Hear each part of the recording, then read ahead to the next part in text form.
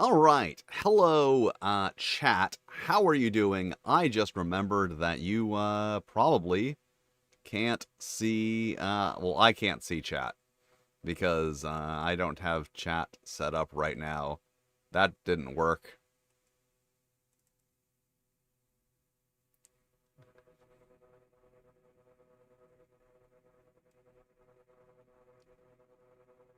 Okay, that's weird. I know. Yeah, it's right here. I see chat. I can't put chat on screen for some reason. That is mysterious. Is that gonna do it? No. Is that gonna do it? No. Okay, that should do it. If I go like this. Okay. So chat should be on screen right now, but isn't.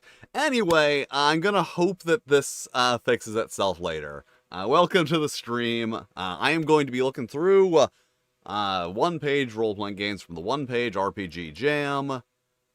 And addressing the invisible chat. No, I did not see Cam Sandwich's stream. I'll be honest, I didn't. I've never watched any of his things. Point is, that's what I'm doing now. Looking through Jam. So yeah, I've got 28. I think I've got 28 things to go through. I was very. What was I very? I was very selective. So basically, let me explain my process before I get into this. So almost like I think yeah, the night that the jam ended, I looked through all. You know what? I'm going to actually switch to. I'm gonna switch to the thing I have. All right. So one page RPG Jam. And then also I have another. Okay, see, this time I actually did get the YouTube chat to work. I had a feeling it would work on this screen, even though it didn't work on the previous screen.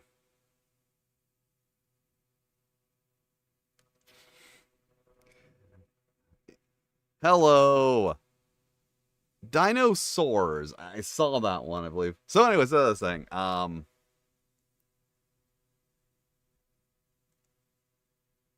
What I do when I'm doing this is I lose the window I had open. There we go. Where's the frame? There we go. The jam. Slam, welcome to the jam. All right. So this is okay. There were 660 entries when I looked at them. I don't know how there's 661 now. So basically, after the jam, I go to most recently submitted, and I browse through. I very quickly browse through all of them, but there are 600. That's most recently on submission order. But there are 661 of them, so yeah, I'm just gonna leave this like this. So there are a lot that I had to go through, and basically I skim through all of these, click on ones that I think look interesting, and then those ones I go back and look again, and of those, I then download the ones I want to actually look at. Then I read the ones that I'm actually going to read, and then sort them into like, maybe these are ones I want to talk about in a video, and these are ones I don't. You may notice that this is still going. There we go. And yeah, okay. So part of the reason that I made a point of going like right after the jam ended is there were more that did not have like anything on them. There were quite a few people who just basically submitted a blank basically just submitted a blank thing so that they could get it in before the jam and then update it later. So I made sure to check immediately after the jam ended so that I would only get people who actually got there in proper time. So, so basically, I went from 660 over the course of several hours the night before last to 35 or 36. And then last night I cut those down even more to, I believe, 28. So that's the number of games I have to look at. From the one-page RPG Jam. So let us come on and slam and welcome to the jam. Also, just a reminder, because people aren't aware, if you're a channel member, you can use custom emotes in the chat. Not really like, saying, oh my god, you should be a channel member. The YouTube channel memberships are really bad at pointing out, like, what features you get. So, now on to... God, it's fucking... Everything in the stream is not working well. I'm gonna... Yeah, 74. It's 74 degrees right now. So, a little toasty. Where's my... there's the correct window. And... Of course I don't have the folder open with the games. Okay. First game. That is the page for the game. I did not want to open the page for the game. I just wanted to open the game itself. So... Alright. 8 days. A solo journaling diary. 1-page RPG. People need to do that. But, like, there's lots of pirate role-playing games. But, like, I don't think I've ever seen one call itself an RPG. Alright, so, 8 days. Lore, you have been infected. You know for sure. Maybe you just saw the exact moment. Maybe this was a test. An innocent choice. Now the title. You've been given 8 days. There's no cure, only time. Now you're isolated, or they isolated you to protect you from the others. Find what remains. Write what you will. So yeah, basically when you have been infected with something.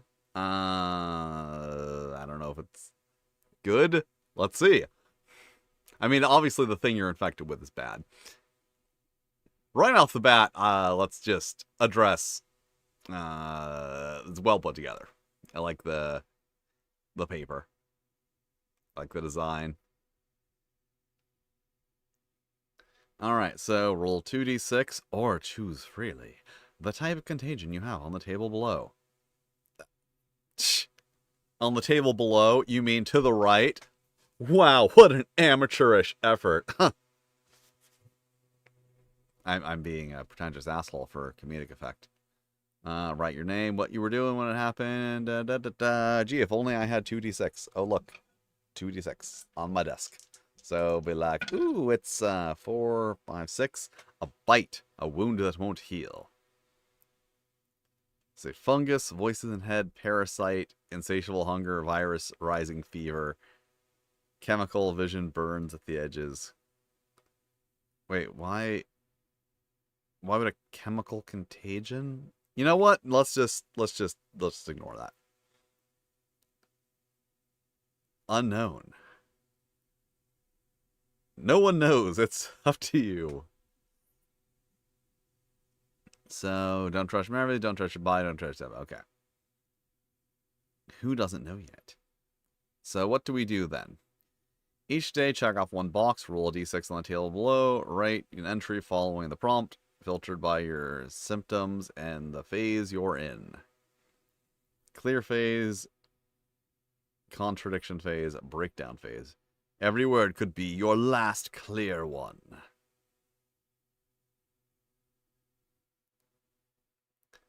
Actually, I almost... Wait, I did write a solo game.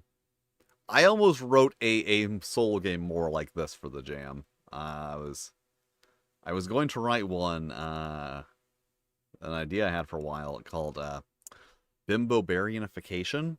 It was going to be a hex or point crawl wasteland exploration game where also there's a pink mist that changes your...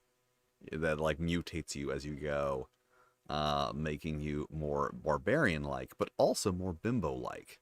And you need to balance, those two qualities as you go. But I did not make that one. I'll probably make it eventually. So, phase 1, write clearly normally. All entries must contradict or call into doubt something you wrote before. 7 to 8, you no longer write I, switch to third person, or break off your entry mid-sentence. Okay. Your symptoms, saying how phases 2 and 3 manifest. Let it color every word. Patient 0 has no fixed pattern. Decide for yourself. See, the whole point. Like, I don't like...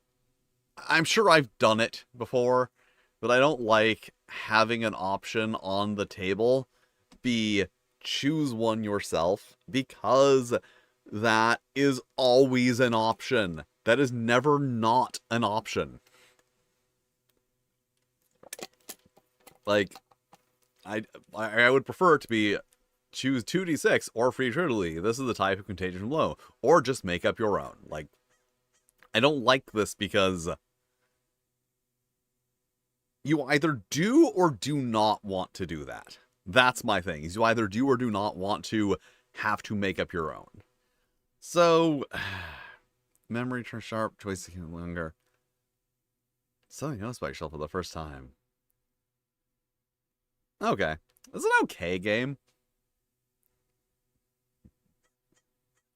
It's a thing where, like, I absolutely understand what they were doing, what they're going for. And, they did okay in one page. I'm not enamored with it.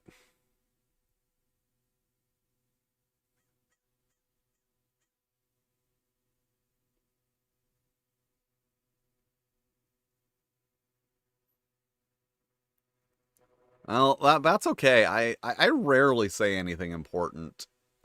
Usually I don't. I should... you know what?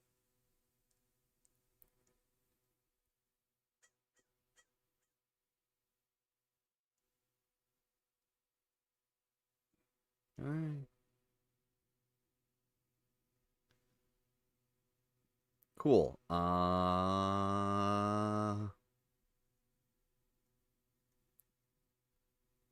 Okay, if I knew how to turn ads off, I would just do it because fuck it. But, like, I can't find that setting.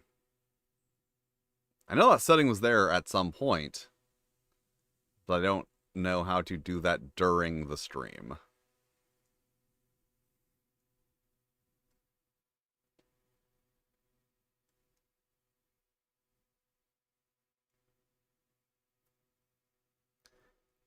Yeah, see, that's the problem, is, like, I barely got my entry done. And, that's how it goes sometimes.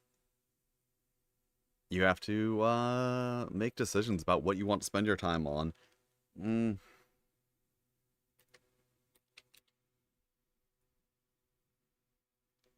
I didn't prepare ahead of time. I'm making myself folders to put the games into after I look at them, so I don't have to go through them later. This is going in the OK folder. So what we got next? Arcadia Rotten Paragraph.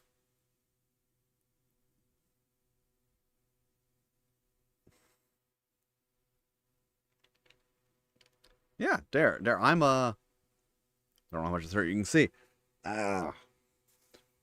I am a dare role model. I am an example to the young people that, you don't have to do drugs to be a weirdo social outcast. Like you can just do that. It's allowed. All right. Tiny tiny text. Yeah, one page technically with tiny tiny tiny text. Hey, body horror, explicit violence. Arcadia Rotten Paragraph is a tabletop role-playing game system based on zombie medias, with the goal to create survival situations, tense roleplay, and lethal combat. The game is inspired by various other TTRPGs to try and accommodate the experience of a harsh apocalypse as well as high-risk pulp adventures. Well, that's why. Okay, that's why you want to write a one-page game, is to get over it. You need to. That's what writing a one-page game. It helps you get over being too wordy. It lets you get over trying too hard, wanting to include every single possible mechanic. Like that's my biggest advice for people who are like, I am interested in game design is, okay, put down your 500-page D&D clone and just make a one-page game. Start something from beginning to end. Get yourself experienced with, creating a thing from beginning to end that has a limited scope.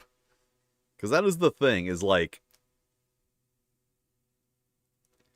when you're just doing things on the internet, and publishing them on the internet, you don't have an editor, you don't have a publisher, you have an infinite scope for every project. You don't have anyone saying, no, stop it, stop adding new mechanics. But when you're doing a one-page game, you have to do that yourself. And that is, I think, the thing people have the most problem with, is understanding that being an independent creator doesn't mean that it means that you're in charge, but you being in charge doesn't mean not having anyone tell you what to do. It means you have to be the one to tell you what to do.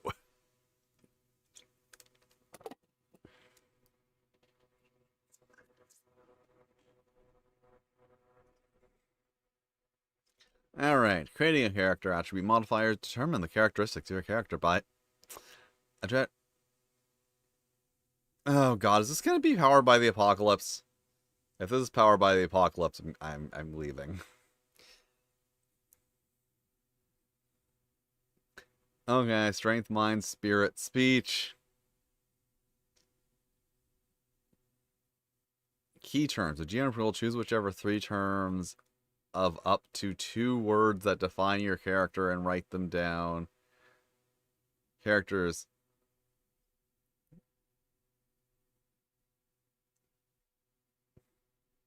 Okay, I was just checking to see if this one was multi-language.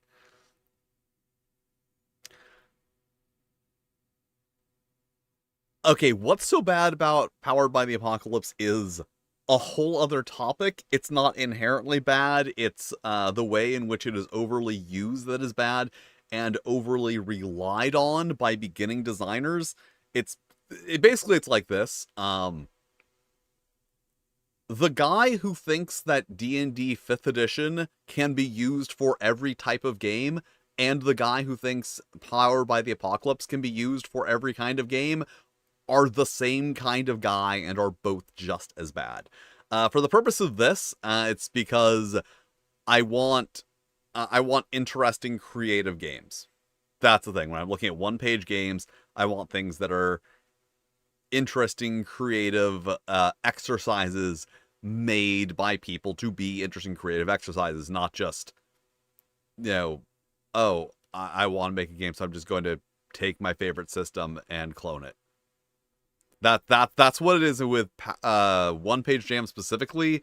I avoid anything powered by the apocalypse. I avoid anything that is lasers and feelings. I avoid anything that is Honey Heist. yeah, I made a Honey Heist hack for the jam last year. But my point is that that's what I am looking for, because I look through them for things to put in a video mostly, and also things I might like to play. So it's like things that I want to highlight someone's creative work. Stubborn survival, then +1. Wait. As he's trying to get a deer, you say +1. This game isn't very well explained. Quick shot isn't held. Making a check. What? Which helps and detracts in it. Will has the term stubborn survivalist and quick shot. As he is trying to hunt deer, Will would receive +1 to his test because he is a survivalist. Quick shot isn't helpful at this time around, making the check have a -1. Stubborn won't affect this roll. The penalties... See, I'm a little confused here. Why does... I understand what they're saying, but the example isn't... Quick shot doesn't help you hunt a deer, and in fact, it isn't helpful. It's not saying it's harmful, it's saying it isn't helpful and gives you a -1. I feel like... I understand what they're trying to explain, but I think they explained it very poorly.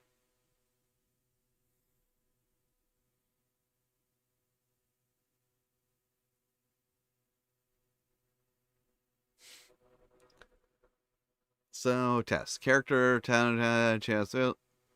They then determine the difficulty of the task and the target number. Subsequently, the test is calculated. 2d6 plus attribute plus key term bonus. I understand the key term bonus, but just not... Well, I certainly hope something's good. 2d6 plus attribute mod relevant to the task plus key term bonus. Value determined. The value of the rolls and modifiers over the target number determined by the GM. The task successful, otherwise it fails. If a condition aids in the test, the roll is highballed. Roll 2d set. Dang it. I feel like when you're already rolling 2d6, I feel like it would be a better option is to roll 3d6 and take the highest two. I think that's a more fun way of doing advantage on 2d6. But let's see. Highballed. This, once again, a complaint I have with a lot of games. The roll is highballed. How about you have advantage? You don't have to make up... You don't have to make up a, excuse for everything.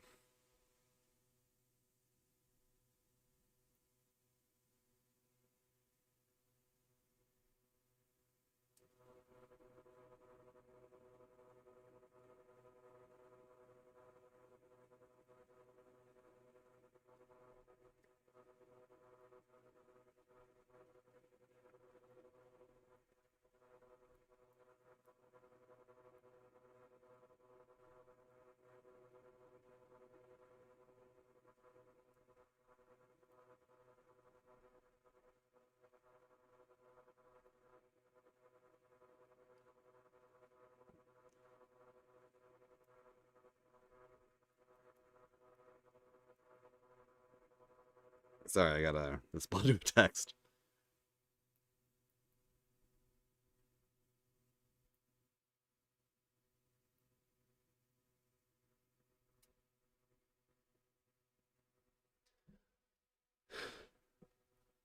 Hey, hi. If that's what I was trying to say, it's not doing not doing the greatest job about it. Roll 2d sets, choose lower sum. Once again, I feel like roll 3d6 and take the highest or lowest two just sounds more fun to me. Also, it's highballed or lowballed. That's... Once again, it just... sounds like you wanted to make up a term other than advantage, disadvantage. I feel like I'm not going to make it through this one. Zombies are blind, unintelligent, babbling, carnivorous, living dead. However, they have a keen sense of hearing and smell. Someone saw High School of the Dead. Attack without a weapon, their own. All have +1 to, as their flesh mod. Only make 1 action per round, cause an injury. Causing an injury, a zombie forces a flesh mod test with 7 as the target number for each entry. They remain active in combat initiative. Each prison makes a spirit mod test, goes on distances, and then each fight, the GM takes note of the approximate distance between characters. They can be one of 3 options: point blank, right next to the target, close, far. That's decent. But also, not many meters away from the target. A few tens of meters. Just give me numbers. Just give me numbers. Say point blank, right next to the target. Not many meters. Say close up to 5 meters. I don't know, up to 10 meters. There we go. Close up to 10 meters. Far 10 to 50 meters. Like, that's all you need to say.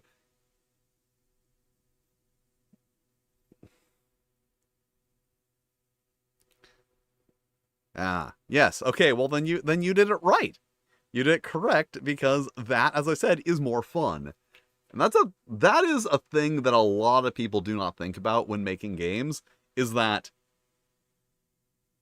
people like interacting with the mechanics. People like interacting with the mechanics, so you want to make interacting with the mechanics fun. Like, my house system I use, my basic utility tabletop system, is the only system I have ever, or will ever probably give a name to, because its name is a joke, is specifically designed to be a fun, like, system to interact with.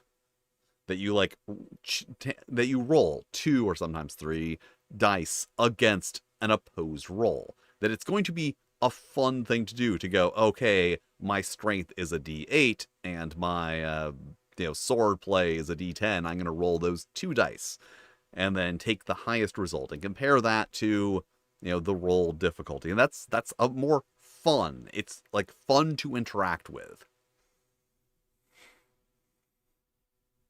Combat actions. Each character may take up 2 actions per turn while in combat. What if they're not in combat?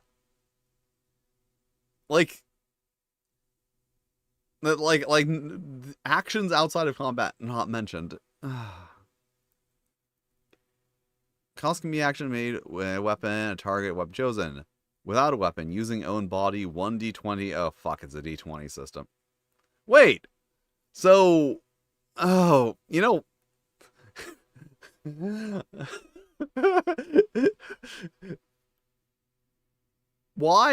do we have a 2d6 skill check system and a d20 combat system?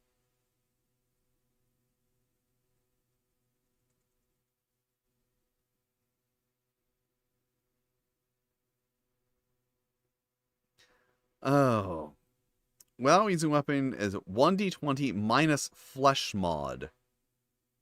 Okay, so zombies all have +1 as their flesh mod. Without a weapon, 6 or more attack misses, 5 or less hit. Wait, minus flesh mod. Fine. So this is a roll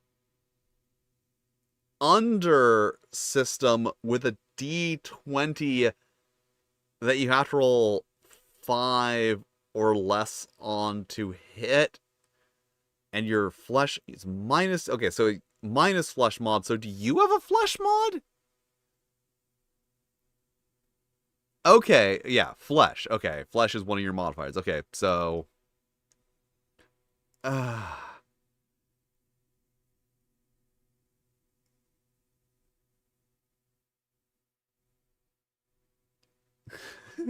the sad thing is, I dropped my water bottle. Sad thing is, I'm a sucker for zombies, so this game didn't look good to me, but it had zombies. That's how they got me. That's how they got me. I'm a very easy person to get. Zombies, slashers, giant monsters. Those are the things you put under a box propped up on a stick to catch me.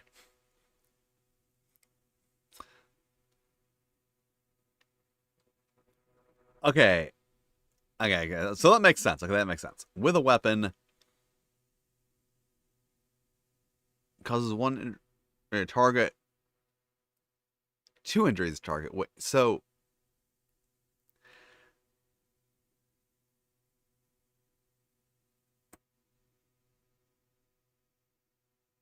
yeah. Okay. So no, not 15, 20. 4 to 1, 5, 10, 15, 20. 25 unarmed. So unarmed, you have to roll a 5 or lower to hit, and you get modified by your strength score. But with a weapon, you don't get modified by your strength score. Oh, weapon dice. Oh, I'm sorry. I didn't realize weapon dice were a thing.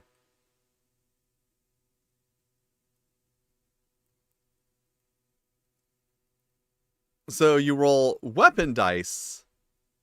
Okay, okay.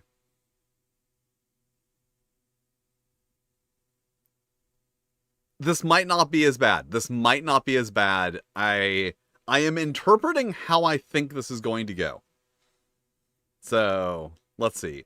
Reload, it costs 1 point, close, far. 2 actions, point blank, to far. Wait, 1 action.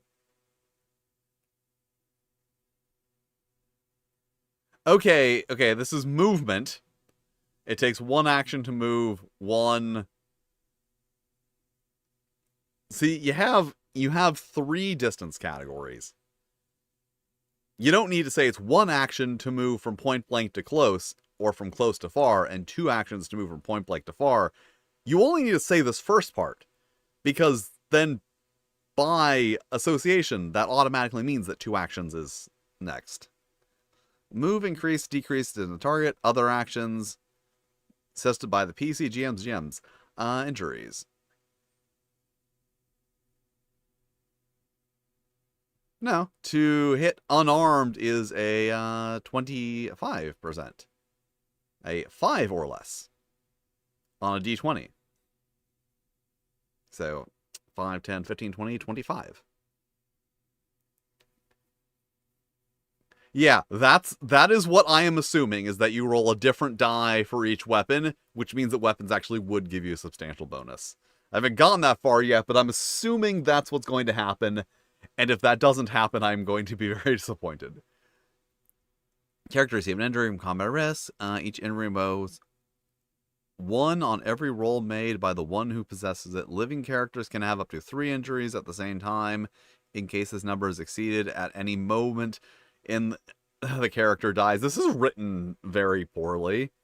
Healing injuries. Living ones need 12 hours sleep to cure 1 of their injuries. A living one can make a mind mod test with a target. So here's the thing, is like, I'm like, are they referencing a mind mod test? What the fuck is why is it a mod test? Modifier? Is mod short for modifier? You never told me that it was. You never told me that was how it worked. That mod was short for modifier. Okay. Test the target. Test with a target in. Test with a target. In an 8 or more. Okay. Okay, so if you roll an 8 or higher, okay, you heal the target's injuries. If not, they cause an injury. Zombies never heal and keep any of their injuries. Optional rules, containment and transformation. I don't need to read that. I hate survival rules. Called shots. Called shots are shots.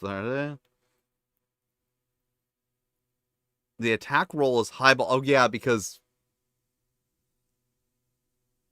I get. Okay, maybe that's why, because I guess in the roll under. I guess in the roll under system, it would be disadvantage to roll the two highest. So calling them highballed and lowballed makes sense. It just feels like you could do that better. Flash +1 slugs, visually identical to pails. Yeah, this is where editing comes into play. Blanks, most common tape is IMB. Flesh +1. Slugs, visually identical to pails. I assume these were called pails at one point. Slugs are a lot more agile. Slugs are not more agile than anything. The only thing slugs are more agile than is snails.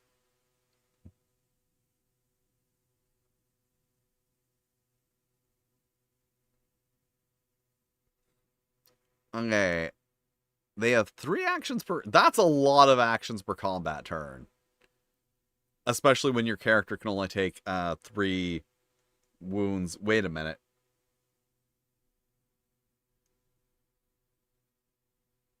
Okay. Bigger and bulkier pills, usually protruding belly. Upon death, they explode. Characters point blank range make a flesh mod test on a 7 or less. They receive 2 injuries. 2 injuries out of 3.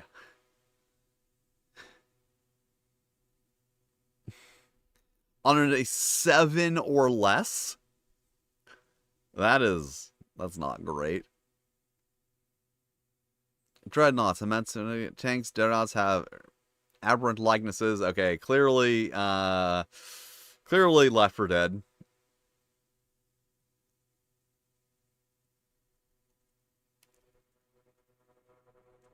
They can roll up to take 5 injuries before making incapacitation rolls. Number of test counts begins right at the 5th injury, or up to 3 injuries to the head for neutralization. Additionally, they can make at most 2 actions per round, cause injuries and attack roll resulting in 10 or less flesh +4. Okay, the tanks are clearly the most devastating ones.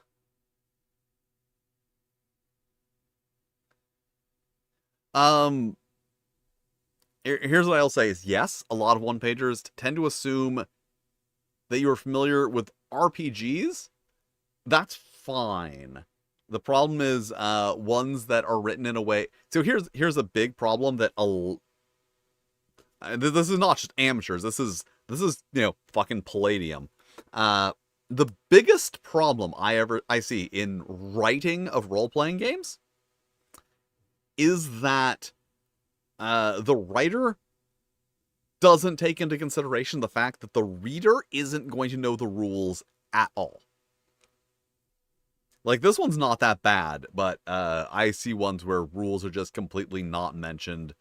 For example, I'm assuming here that zombies attack using this same rules. That, they roll, and if they roll their target, they hit. That's what I'm assuming. It didn't say that anywhere. Here, it just offhandedly mentions incapacitation rolls, and I'm like, what's that? All right. Weapon types and suggestions. Yeah, small melee weapons, D12. Okay, so that is correct. That you roll a different die for different types of weapons. So what were the rolls in that? 4. Okay, so with automatic rifles and submachine guns, you automatically... Okay, silent. You automatically hit.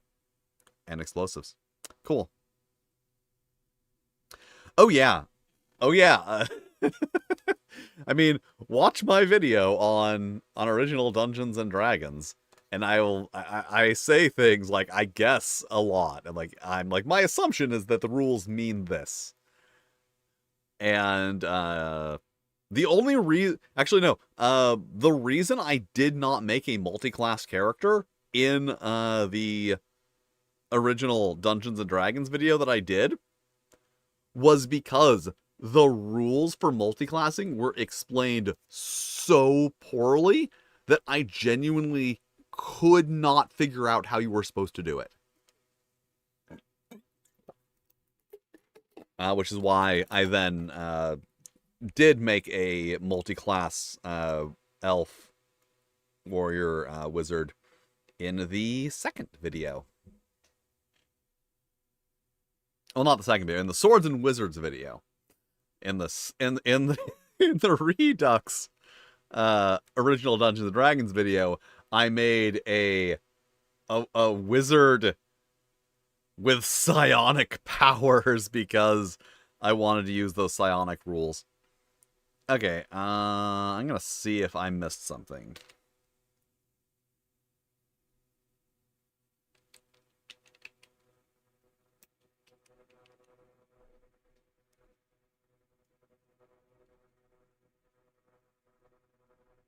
Okay. Yes, they remain active until they fail. Causing an injury to a zombie forces a flesh mod test with 7 as the target number for each injury. They remain active until they fail one of these tests. Failure makes them incapacitated. That is never described as an incapacitation roll.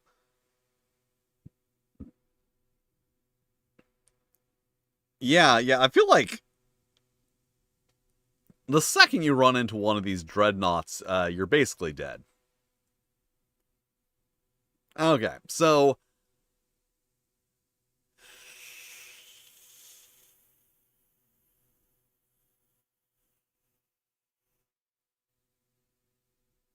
yeah, original D&D was a war game. Dungeons and Dragons rules for fantastic medieval war games, campaigns playable with paper and pencil and miniature figures.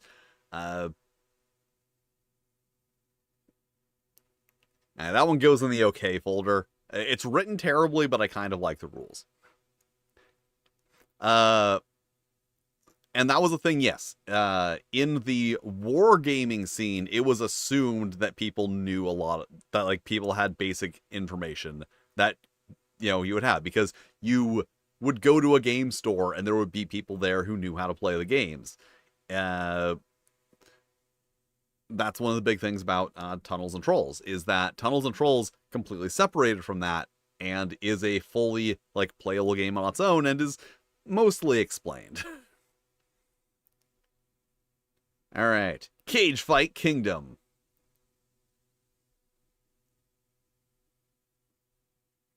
How do I zoom? Why do I not remember how to zoom things? Cage Fight Kingdom is a semi-cooperative, semi-cooperative, semi-competitive lightning round of storytelling. I need new glasses, okay? Win over the audience with a killer wrestling match. Will you follow the script, help create the most dramatic cage fight season yet, or will you take the power over who gets the crown into your own hands? You will need exactly 4 players. See below if you don't have that. A huge fistful of dice. At least 30. Yeah, I got at least 30. Setup. Let's see. Choose who will be the referee, heel, face, and audience. Reminds you of the WWF Basic Adventure game. I swear I'm working on that video. I just stopped working on it to work on another video because that video, I don't know, it was looking like it was going to be somewhere in the neighborhood of 90 to 120 minutes long. Like hour and a half to 2 hours. So I have to do something about that because I feel like I can't release a feature-length video on the WWF Basic Adventure game that only covers it, from a game standpoint, not even going into like, oh, the story behind it, because I don't know or care about that. All right, all characters start with 6 types. But yeah, that's interesting that you have 4 characters, the audience being a player. Every player shares some basic ideas about the characters they will play, such as stage name, backstory, etc. If you're playing with 2, the referee is controlled by the same player as either the face or audience member. There are audience members, each with their own... Wait. If you are playing with a number of players other than 4, you can change the group up. For example, the referee is controlled by the same player. There are multiple audience members. Okay, so that's if you have, like, more than 4. The match is a double team showdown.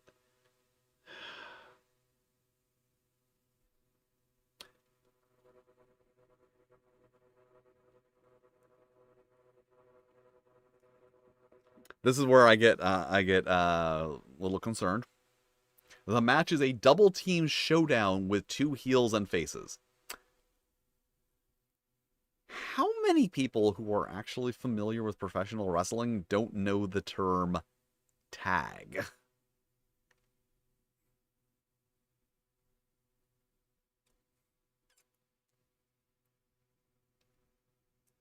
Referee takes stage and announces the match background gimmick. Referee interviews the audience member. Why does the referee interview an audience member? That's a little weird. Heel steps out and gives their speech, perhaps taunting the face. The face steps out, giving their speech.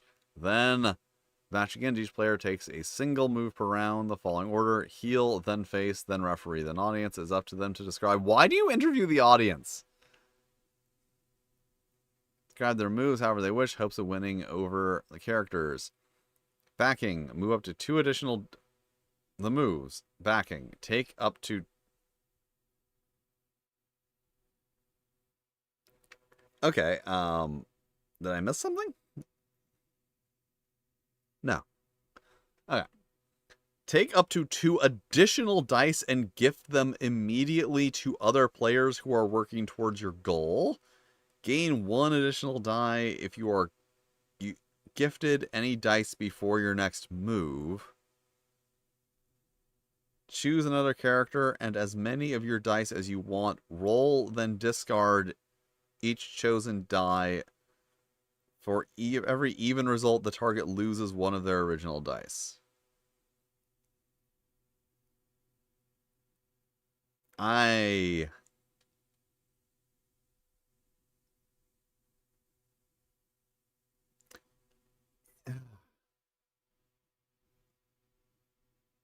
Notes. Whenever you gain extra dice, make sure you can differentiate them from the original dice. What original dice? Did I... I'll finish reading this and then I'll... Perfect. Every color is encouraged to complement the match in character. You may notice that every move is available to every character. Keep that in mind. Okay. Phase 3 of the crown. The match ends when either heel or face loses all their original dice. Regardless of how many additional dice they still have, the character that brought them to 0 dice regains 5 dice. Additionally, if the script was followed, the referee, heel, and face all regain 3 dice. Then each character rolls all of their current dice and see who has the most current results. That the character becomes the cage fight king and may choose a right-hand man. If multiple people, it's time for a rematch.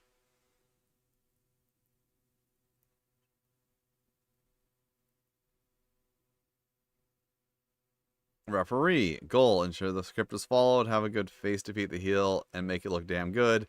The face doesn't always defeat the heel. MJF has beat lots of people. And it's always good when he does it. I've never felt that was a misbooking. All recognizing affirmations, obnoxious face, failed cage fighter. This person doesn't like wrestling refs, do they?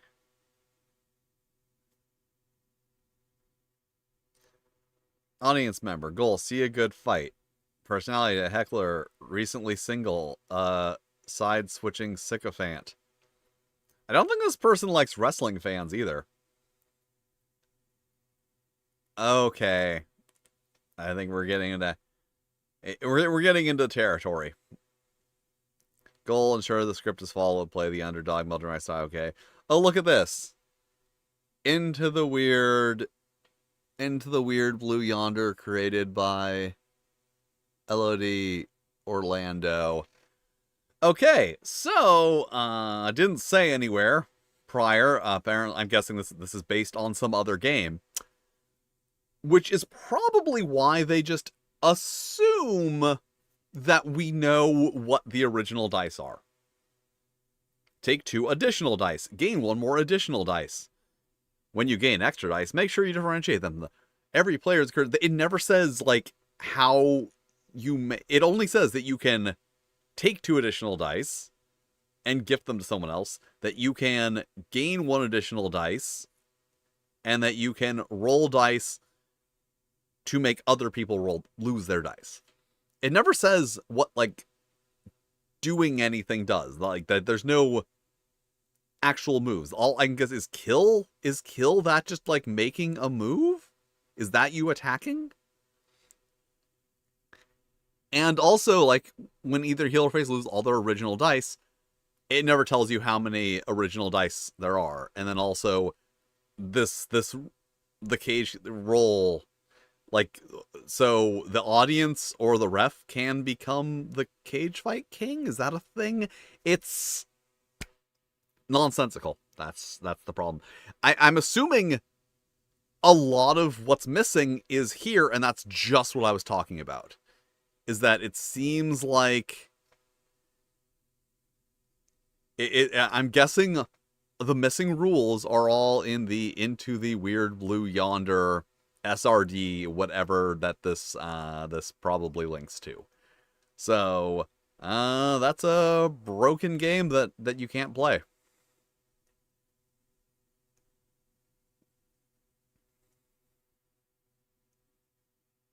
All right, creature comforts. Can you help dungeon monsters find love? A silly and wholesome journaling game. Journaling TTRPG. The premise. Dungeons are full of creatures that adventurers assume are just monster encounters. You know better. Your clients have real hopes, longings, and yes, real love to share. You're a matchmaker specializing in the misunderstood. You still have the zany hope that love can thrive, and despite it all, write with warmth even when you're setting up dates for a gelatinous cube. What you need. I don't need to keep doing that voice. I mean, I don't need to keep doing the voice. Yeah, the last game, as I said, it was feeling a little bit like the WWF Basic Adventure game, but it's clearly someone decided to do wrestling with this existing game system, but I don't know the existing game system, and it kind of seemed like they didn't like wrestling. That's the thing. Is the things they were saying were like, yeah, the heels are terrible and the faces are also terrible, and the ref is a failed cage fighter who's bitter and angry. And it's like, no? Seems like a lot. It just seems like someone who thinks that's a thing to write. D6 and D20 something to write on. Ow. Ow. After rolling for characteristics, write a paragraph or 2 that functions as a client profile. Complete this section twice and have 2 clients stay on a date with each other. Okay, so are these? Okay, these are these 3. Okay, so let's see. Got a skeleton whose deepest longing is, why have they always wanted to be a parent? Oh, that's awkward. That's going to be awkward for a skeleton who wants to be a parent. Because they don't have any flesh. With a challenging insecurity. Why do I keep rolling 2 and 3 on this? What character trait did their parents always berate them for having? Were they too meek, too nerdy? They were too much of a skeleton. Alright, then the date. After rolling... Oh, wait. I guess, yeah, they can adopt. See, I was thinking that they would, like, in an ideal situation, the skeleton would match up with, you know, I don't know, like a mimic or something, like a gelatinous cube. Something that's capable of, like, reproducing asexually, maybe? Alright. Part 2, the date. After rolling for the date, environment, and events, write a paragraph or two describing the date, taking each client profile into account. Date environment. The sewer-adjacent pub, unmistakably the best-smelling room down here. Date events? Oh, I gotta roll a d20. Oh shit. Now where am I gonna get a d20? Wait. Okay, I have a d20. It's made of silicone and it's squishy. Yeah, I got a bunch of d6 sitting on my desk. I've got a bunch of d10 sitting on my desk. I have one d20. Okay, so 15. One accidentally disintegrates part of their date's carefully prepared gift. Oh no. 3 times. I didn't roll a second person. 19. The date is interrupted by a very small, very cute, very lost dungeon creature. Aw, +1. Like a baby rust monster. The squishy dice are fun. And 4, a stray adventuring party wanders through mid-date and has to be redirected. So overall, -1. Part 3, the end, or is it? Add 1d6 and roll 1d6 and add the modifier. I got a 6, minus -1. They excitedly decided on another date. Let's see. If the date was a success, feel free to repeat too. I should see who was the date with. A 5, a vampire,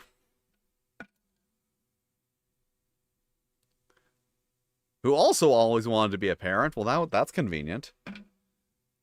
I feel like I know where that's gonna go, and is still bitter about breakup with a dungeon coworker. So I feel like this is gonna work badly. We got a vampire and a skeleton who both want to be parents, and they're like, "Oh my god, this is working out great. We want to be parents." What are they gonna do? We all know what they're going to do. They're going to go abduct a human child and turn them into a vampire. So yeah, this one is cute. It's cute, but it is very much just like very poor direction. It's just roll for some things and then write a few paragraphs. Like if I were doing it, once again, one page, it's sort of thing where I would like a lot more in-depth prompts for the writing. Although I have had someone else complain that Penetrating the Veil didn't have in-depth enough prompts. Alright, don't look in the mirror. What would you do if you found out that the figure reflected in the mirror isn't you, but a creature from another world just trying to imitate you and slowly absorb your essence? My advice is, don't look in the mirror. Yeah, it was a cute game. It was a cute idea. It is the thing. As I said, that's the kind of like the point of making a one-page game. It wasn't a great game. I think I find the game aspects of that quite lacking. But someone had an idea, and they fleshed it out, they put it on a page, and they put it out and got it done. And that's the value in a one-page game.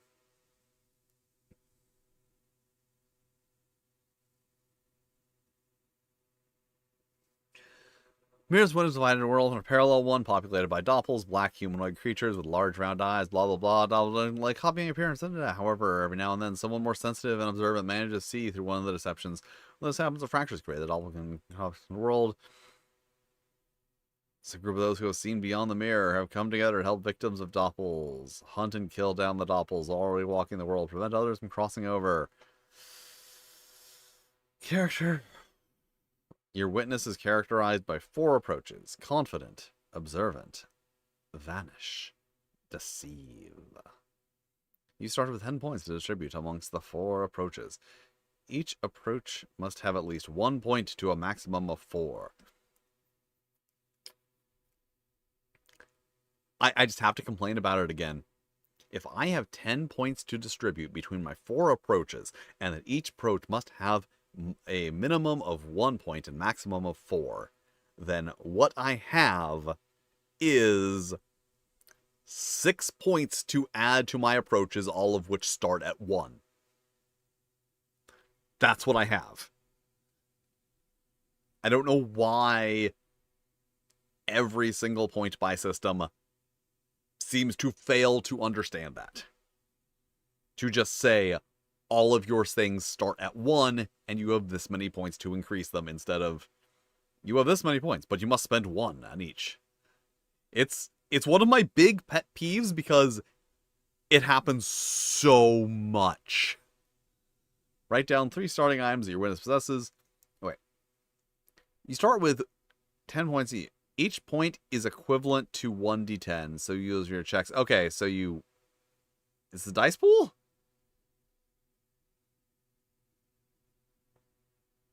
Also, remember, vitality time you take damage, you must subtract 1 point from the approach used in the check. Okay.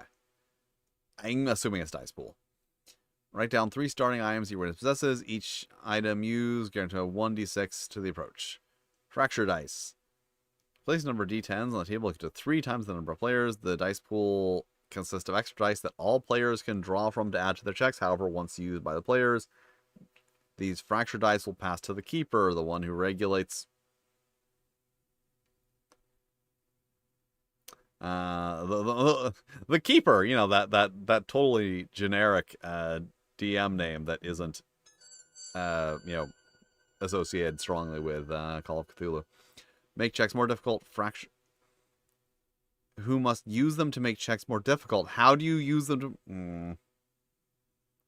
Oh yeah, the zombie one. Another complaint about that one that I was going to say, and then didn't because I got sidetracked.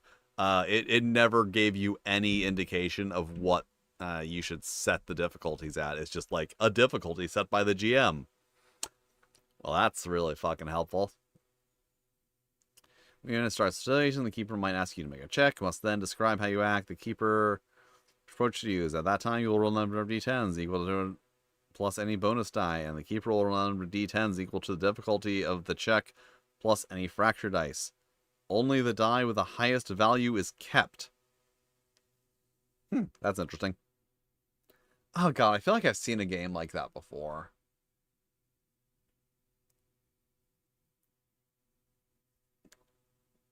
Yeah, I've seen a game. I've made a game like that before.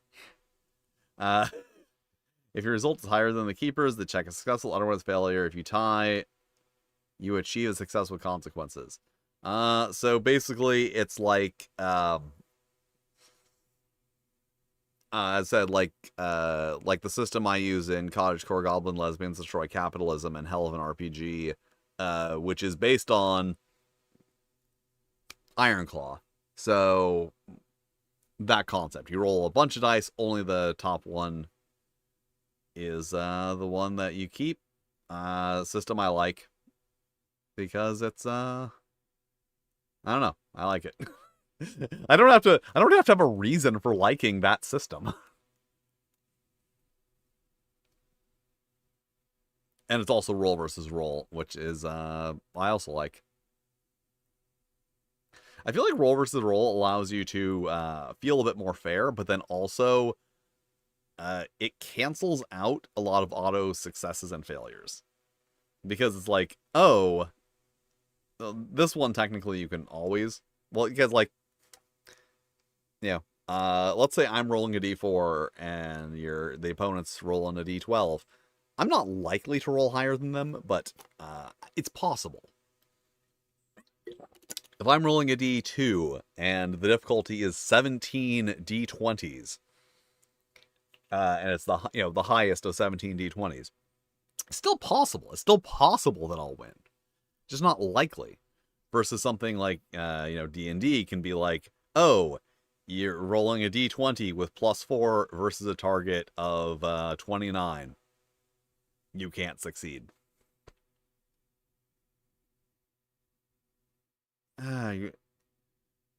Location, school, hospital, objective, rescue a new witness, close off the rift. Complication, one or more PCs know the victim object. The PC can be triggered by the keeper when a witness becomes isolated or stares at their own reflection for a long time. At that moment, the keeper hands the player a card. The blank. Only one will read replaced. I mean, that's kind of cool. I mean, you're counting on a player to, keep that in mind, but...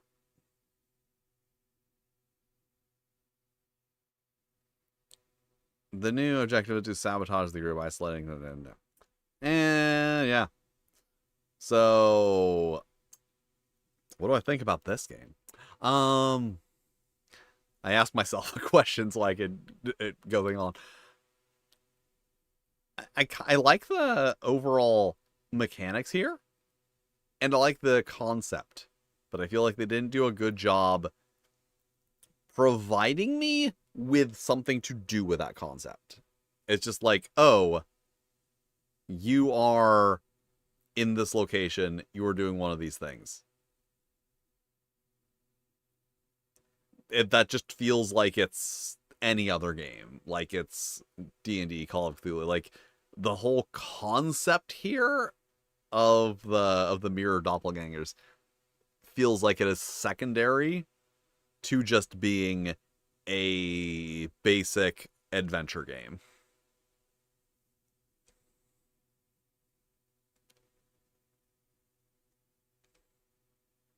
Now a very exciting one. Fantastic Dice Tower Adventures. I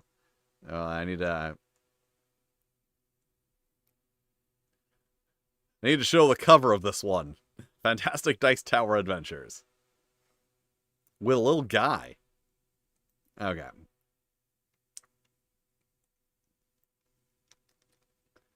So each player picks a character. Hit points is health, LP is luck, MP is magic. Okay, I'm just gonna fucking I'm gonna fucking say, like, this is more than most games that are, dozens of pages long do in terms of being clear. HP is health, LP is luck, MP is magic. Just state these things. Like, no one is going to say, oh, I'm smart enough, I don't need that explained to me. Or maybe they will, but those people don't matter. You write your game for the person who is the least able to intuit the rules. All right. A hob. Cleric, dwarf, elf, fighter, hob, thief, wizard. I wonder if they got hob from later editions of Tunnels and Trolls, or if that's just a coincidence. I call my hobbits hobbers, because it's funny. Alright, whenever a player attempts something dangerous, difficult, or is put in danger, the GM will call for a skill check. The GM will decide on a difficulty die based on the challenge of the situation. D6, challenging. D8, hard. D10, extreme. And the interesting part, the player will then attempt to build a dice tower with that many dice, stacking one dice on top of the other with one hand.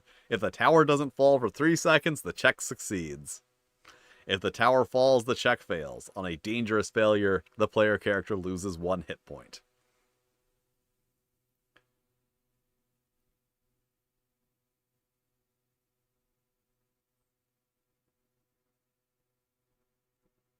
Okay, see.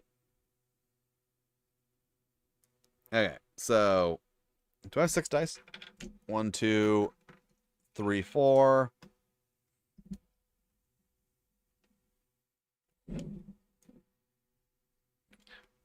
Five. Okay, apparently I keep 5 D6 on my desk. Oh no, where will I get another D6? Maybe from this jar of D6 that I have. Yeah, like you do. You just keep a jar of D6 on hands. Alright.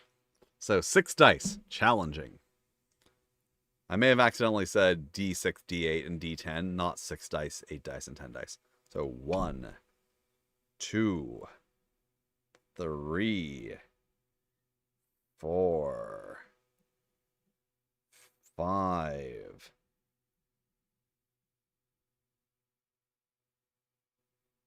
6. All right.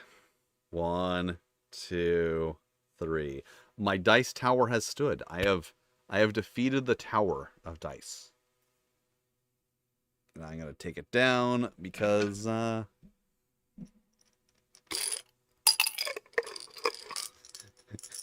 put the 6th dice back in the jar because I don't want more than 5 dice sitting on my desk. That would be weird. Okay. Players can spend 1 LP to reverse a skill check failure and gain a new chance at the dice. You can spend 1 MP before a skill check to reduce its difficulty by 1 dice. Now, so here's the thing. I am not... Like, I use die. I use die singular. But I'm not someone who's going to, you know, try and correct someone who says dice singular. But here's the reason why language is important and enforcing language rules are important. I did see someone saying dices in one of these, and like I said, I'm fine with dice is plural and singular, but when you get to dice is singular and dices is plural, that is definitely wrong.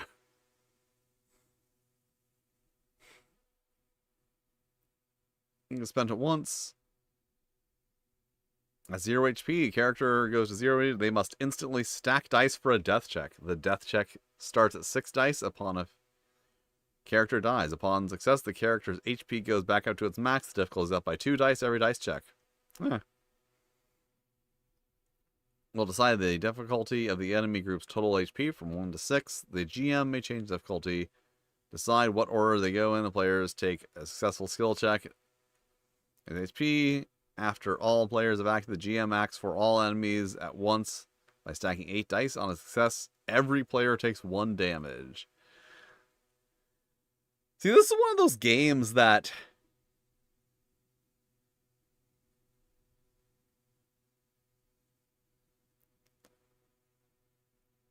it has an issue of being a skill-based game. Each player rolls for treasure. Finding treasure, well, I can say... A player may treasure while out adventuring. Enemies, whenever treasure is found, players roll dice. You actually roll your dice. Gain what's on the list. Each player may roll twice after very difficult enemies. There's a large pile of treasure. Leveling up. After a game set, players' stats go back to their maximums. Also, each player add 1 to their max hit points, luck points, or magic points. Each stat is a maximum of 10. Okay, so... let's be honest, this isn't a good game. It is a game that I wanted to look at because it had interesting mechanics.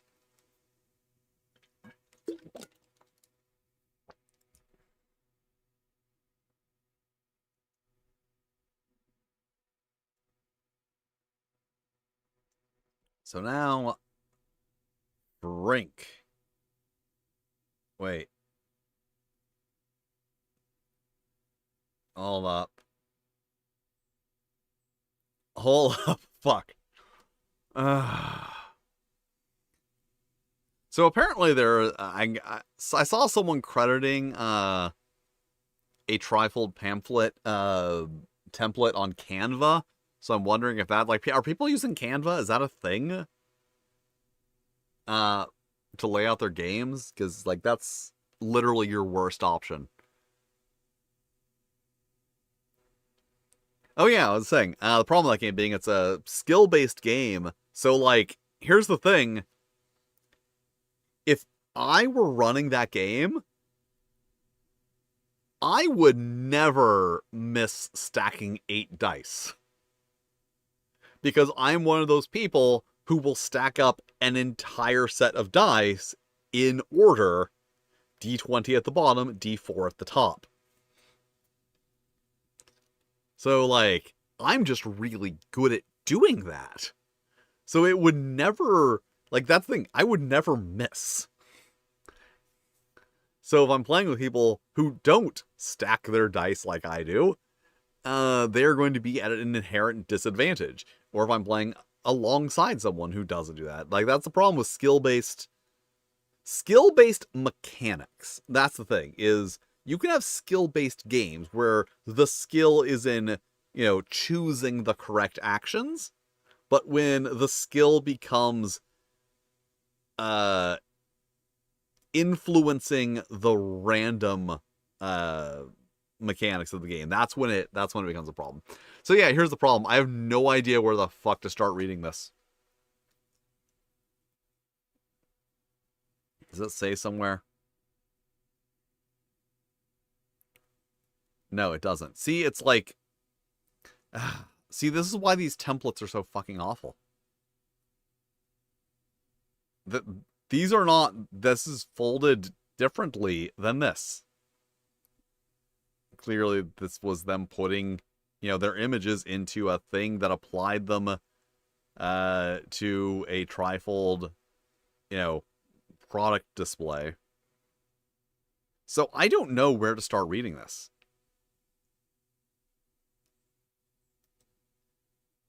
Because if this was a pamphlet, then one of the side flaps would be the cover. Generally, this one. So I'm going to assume that I start reading here.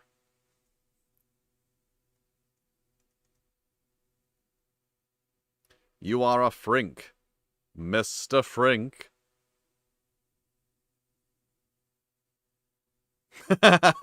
Exactly. Where are my game science dice?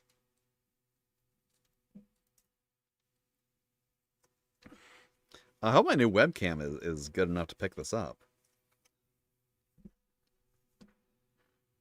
Hey, I'm not sure if my webcam is good enough to pick this up, but like, look at this, buddy. Look at this. Look at this game science. Look how freaking sharp the edges are on this thing. That gives you a severe advantage. Also, ironically, I didn't buy these because they were Precision Edge Game Science dice. I bought them because they were the cheapest glow-in-the-dark dice I could find at the time. That's why they get to stay in a special little bag of their own. Because they're my special glow-in-the-dark dice. Then also, I have my special fancy dice in this fancy vintage aluminum container from 1950 some odd. And they're sparkly.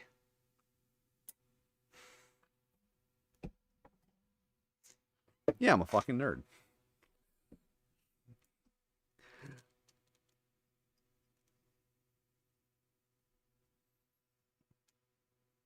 How would I recommend formatting games? In the best way. That's unfortunately my answer. Something like, God. Okay, my advice for formatting a game is look up InDesign alternative. Well, actually, no. If you have like Creative Cloud already, use InDesign. But if you don't, look up InDesign alternative, and like just don't be afraid of learning to use professional grade layout software. That's the thing, is Canva's like, oh, I'll lay your thing out for you. Oh, just choose a template and then drop in your text. Oh, it's so easy. Don't be afraid. Don't be afraid of having to learn to do something yourself. I feel that's incredibly relevant right now. Where people are being proud of not being able to do things themselves. I had Grok write an email for me. Wow, I actually graduated high school, so I can write an email myself. Pieces, so you're a Frank, monster made of bits and pieces, they were never meant to coexist, stitched together, blah blah blah. Go home and kill your dad. Okay. A game for 2+ players and a host.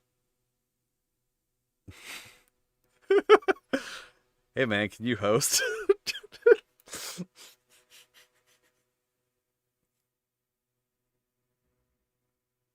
I'm not saying that you can't use the phrase host, for role playing games. I'm just, suggesting that people like me might giggle at it. Frink has a couple of resources guaranteed by its parts. Our share of the resources is connected to the body.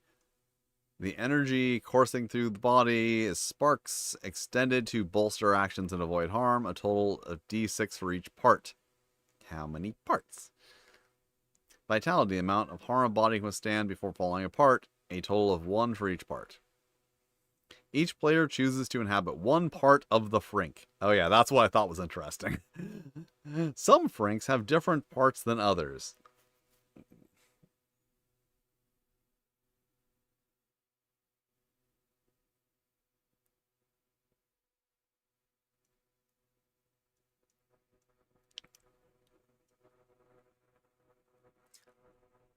Listen, I don't want to be rude, but I feel like the Morkborg community is the people who you should least listen to about formatting. Just saying, Morkborg is a little poorly formatted. Like, yeah, it's aesthetic as fuck, but also incredibly difficult to read.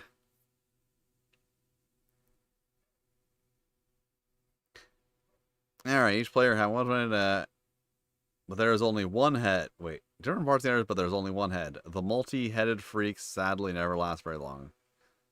Parts can inexplicably see and sense independently from the head. Arms drag the Frink slowly, can grab things. Legs move the Frink quickly, cannot grab things. Head speaks to the world, commander, other parts. So it's kind of like 3 raccoons in a trench coat.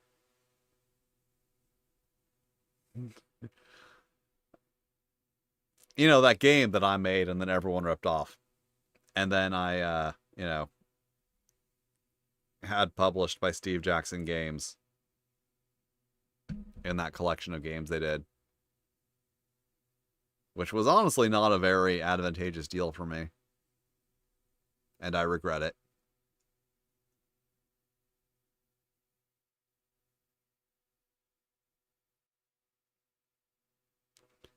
Alright. So here's what I'm not getting. Each player chooses one body part. And you have to have a head. So I guess you can be a head and arms or a head and legs if you only have 2 players. Okay.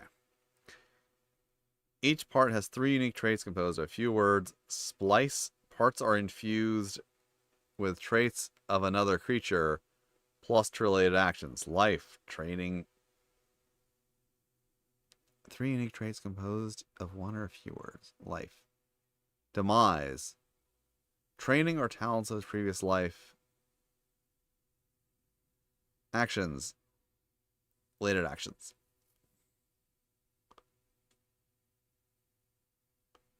Okay, I understand what it's doing. Like, I would love to have an example right here. I would love to have an example right here of a splice life and demise. I hate it. I hate the term moves. Disobey that.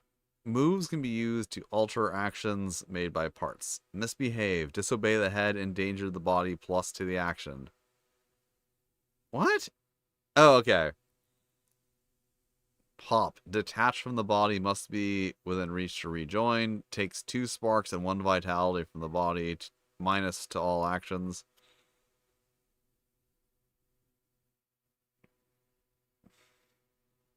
Expend 1 spark to gain a +1 action. Okay, so I assume then we go to here. I assume. I have no idea.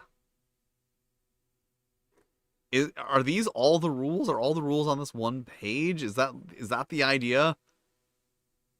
That, like, that the cover is the back and then you unfold it, but then why would you... Or was I supposed to start here? No, I should start here where it says you are a Frink. Okay, okay.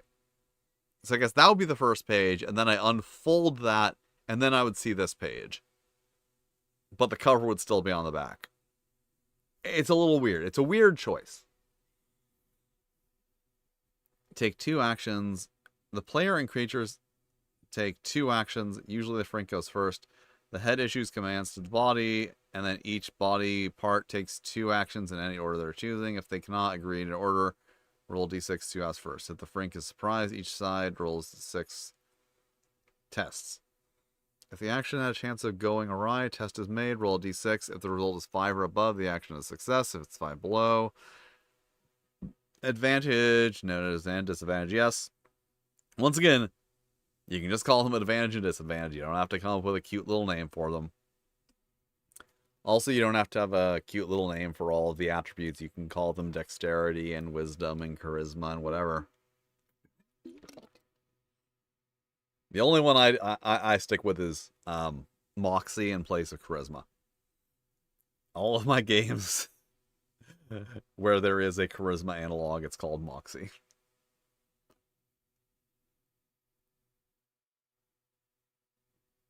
Parry, okay, remove them. Okay, so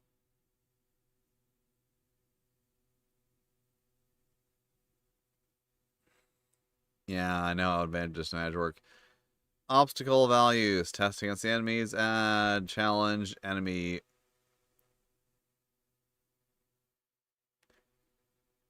They tend to be confusing. Okay, here's the thing. The pamphlets can be confusing when people don't follow the conventional layout of it. That's the problem.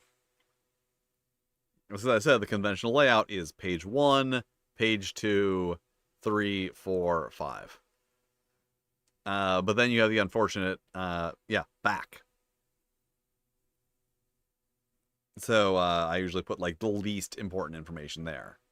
3 raccoons and a trench coat. That's, I believe, is just like story hooks, with the actual mechanics all being on the the full flaps.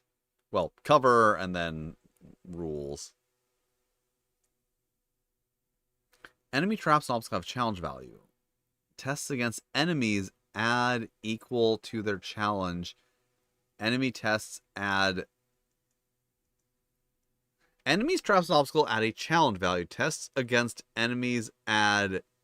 Okay, I think that's supposed to be a minus. So here's another thing that people overuse. Little symbols. Yeah, little symbols are great if you have them correctly, but if you miss them, it's not. Okay, so adds minus equal to their challenge. God, what's the name of that company? I forget the name of the company. A publisher that did a lot of stuff in the early 2000s was like super, super fond of using little symbols. I could look them up if I wanted to, but I don't. Okay.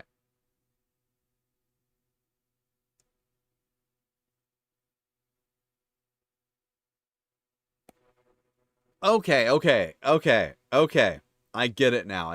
Okay. Challenge is a difficulty modifier. So tests against enemies give you a number of minuses equal to their challenge rating, and tests made by the enemies get a number of pluses equal to their challenge rating.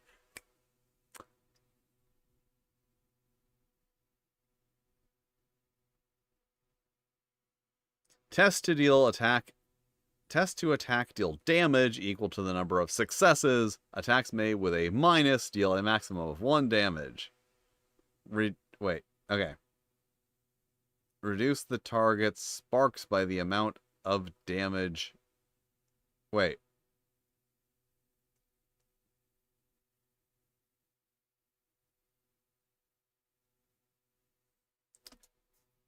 Tests to attack deal damage equal to the number of successes. Okay. Wait. Okay. I get it now. So it is a dice pool. If you have like 2 pluses, you get to roll 3 dice. But if you have a plus and a minus, A plus, a minus, and a plus, you only get to roll 2. Okay.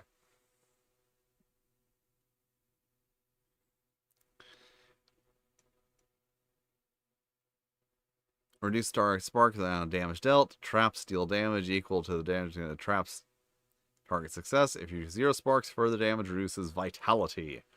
And the target has dealt a fatal blow. After taking a fatal blow, roll YD6. If the result is above their vitality, one part is wounded and cannot act until a long rest. If vitality is reduced to 0, it is killed. Enemies die if wounded. If an enemy's sparks are depleted, or half their enemy is killed. Solid fight, short rest, take a minute to get long rest. An hour to heal. Okay, it's only an hour. 2 in 6 chance of being interrupted by wandering encounters. And then there's a little adventure along with it. So there's a little adventure, but also it feels like these rules are kind of generic.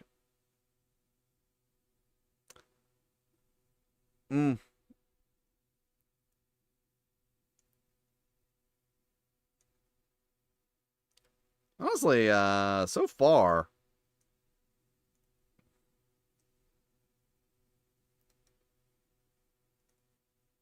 I was about to say so far, I feel like I'm putting more in the okay folder than the not okay folder, but actually, it's the same. I've put an equal number in the okay and not okay folder.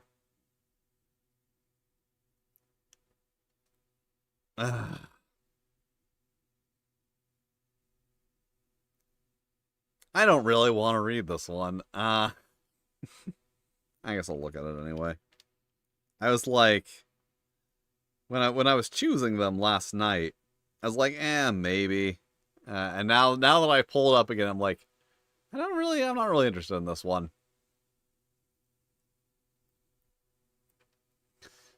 I'll look at it anyway because I have the file here. You're a Grabbling, any small, sneaky, grotesque, and a monstrous creature. Your life is theft, trickery, disgust, and slander. Your purpose is to plunder in any way possible. Treasures are the only thing that gives your life meaning. Yeah. Oh, I was going to say something clever, and then I forgot what I was going to say.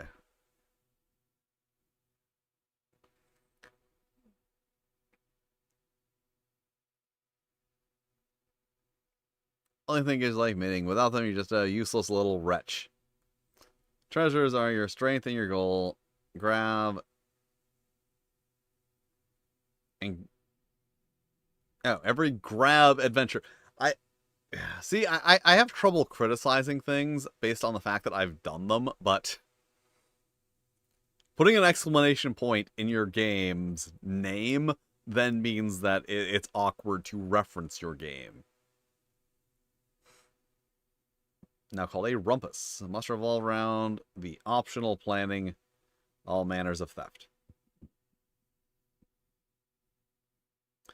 At the start of a grab session, moving my microphone progressively closer because I am talking progressively quieter as the stream goes on because talking for several hours straight, your throat starts to not be as happy about it. So if the audio is getting too quiet or loud, just let me know. All right, at the start of a grab session, players must be chosen by the game master. Ooh, chosen. The GM. The GM rolls to shape the rumpus. And wait. The GM role is to shape the rumpus that the Grablings will face. They really could have. Yeah. Yeah, this text is not great. Oh, I forgot that. I didn't even notice this was a thing.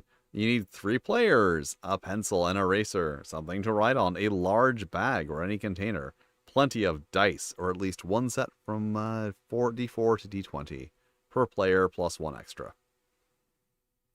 As a player, you will determine the number of challenges and deal consequences with that. As a player, you have to determine which numbers you know. You are a stupid Grabbling. You can't count. The only numbers you know will end up are determined by 5 rolls of a d20. Write these numbers down, reroll the dice if you get duplicates. These numbers will be relevant later. Put all the dice into a bag except the d20. Before the rumpus begins, each player must randomly draw 3 dice from it. These dice have to be picked randomly. Okay, let's address the the obvious issue here. You can't randomly grab a die out of a bag. You can easily feel what die you're grabbing.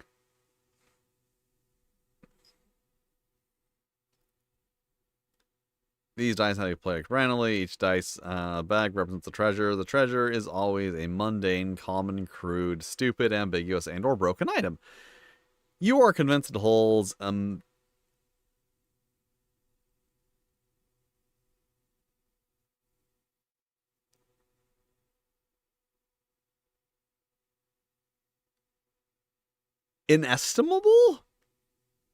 inestimable value. That is a word that I have never encountered before. I assume it means cannot be estimated. What humans truly treasure means nothing to you. Every time you acquire a treasure, drawing a die from the bag, make a brief description of the item, and roll on the treasure table to get one.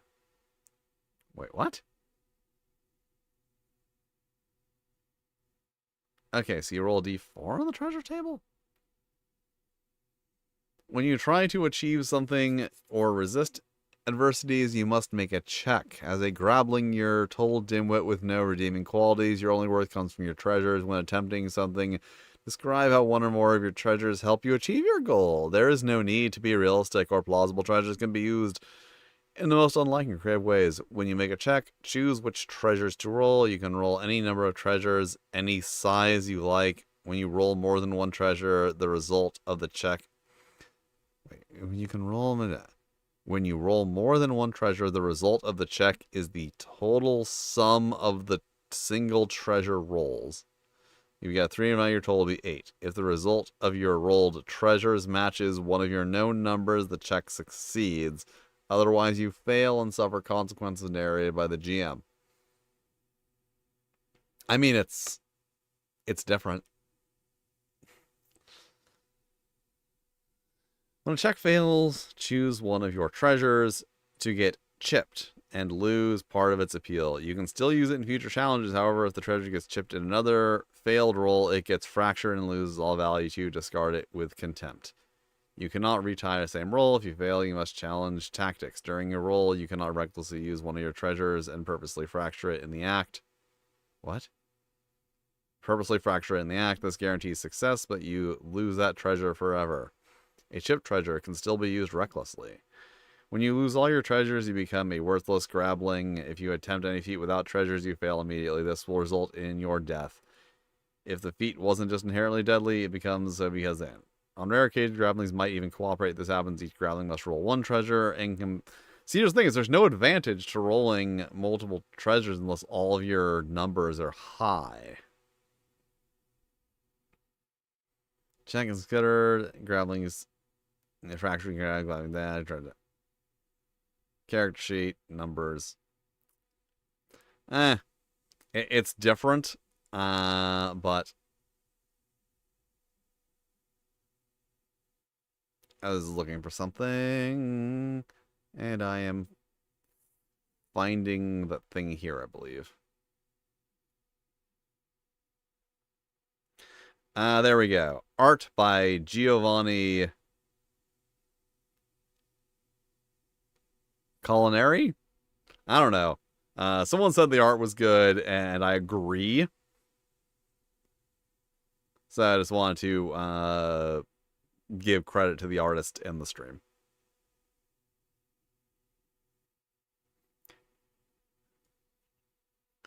Yeah.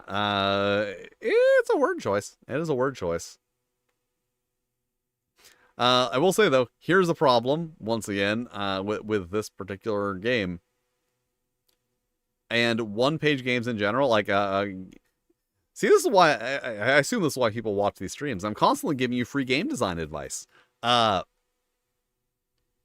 one-page games you should attempt to make as self-contained as possible. Like the Frink one, that it had the mechanics and then it had a little adventure. Great, that's great. The problem with this one is this is just rules. This is just rules and not a game. This doesn't give you anything to do with these rules. And that's the thing, is you want to give people something to actually do with the rules. It doesn't have to be great. People can then go and make their own game. But the fact is that, like, the idea is you want to give people something to do with the rules immediately. Because here's the thing I'm going to tell you. I'm going to tell you this right now. I don't want to put a lot of effort into running a one-page game. No one does. No one wants to put a lot of effort into this. Oh, this game right here is, oh, that's an interesting little idea. If you have some friends over, you can be like, hey, we could play this silly little game. But you don't want to put effort into, like, coming up with a scenario and running a scenario for this game. It would be nice if they gave you one. And, like, what are the grablings supposed to do?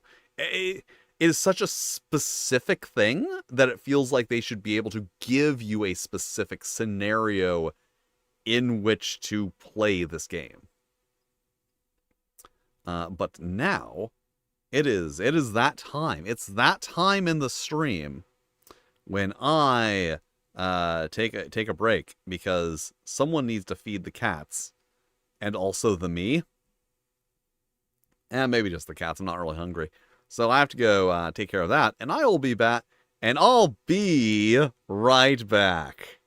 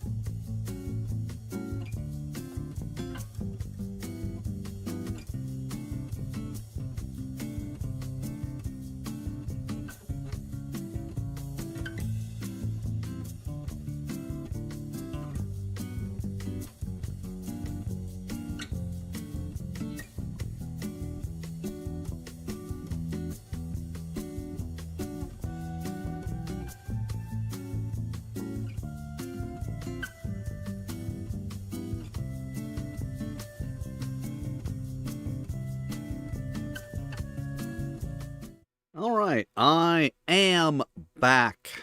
Cats have been fed. I have a delicious mug of yerba mate and ready to go.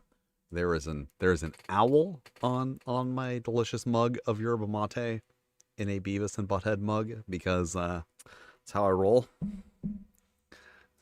I'm pretty extreme. With my Beavis and Butthead mug of warm beverage. All right, so now, right now, come on. There we go. Nope. Okay, this is gonna fuck things up a little bit. Okay, that's good. So now back to the shit I'm doing.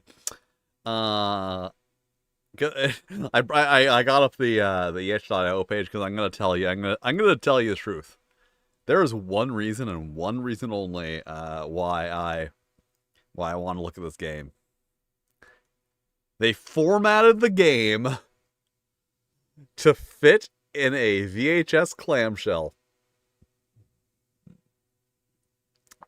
See, that's the thing. Like, this is how you get my attention. The things I mentioned before, zombies and giant monsters, but also do something ridiculous.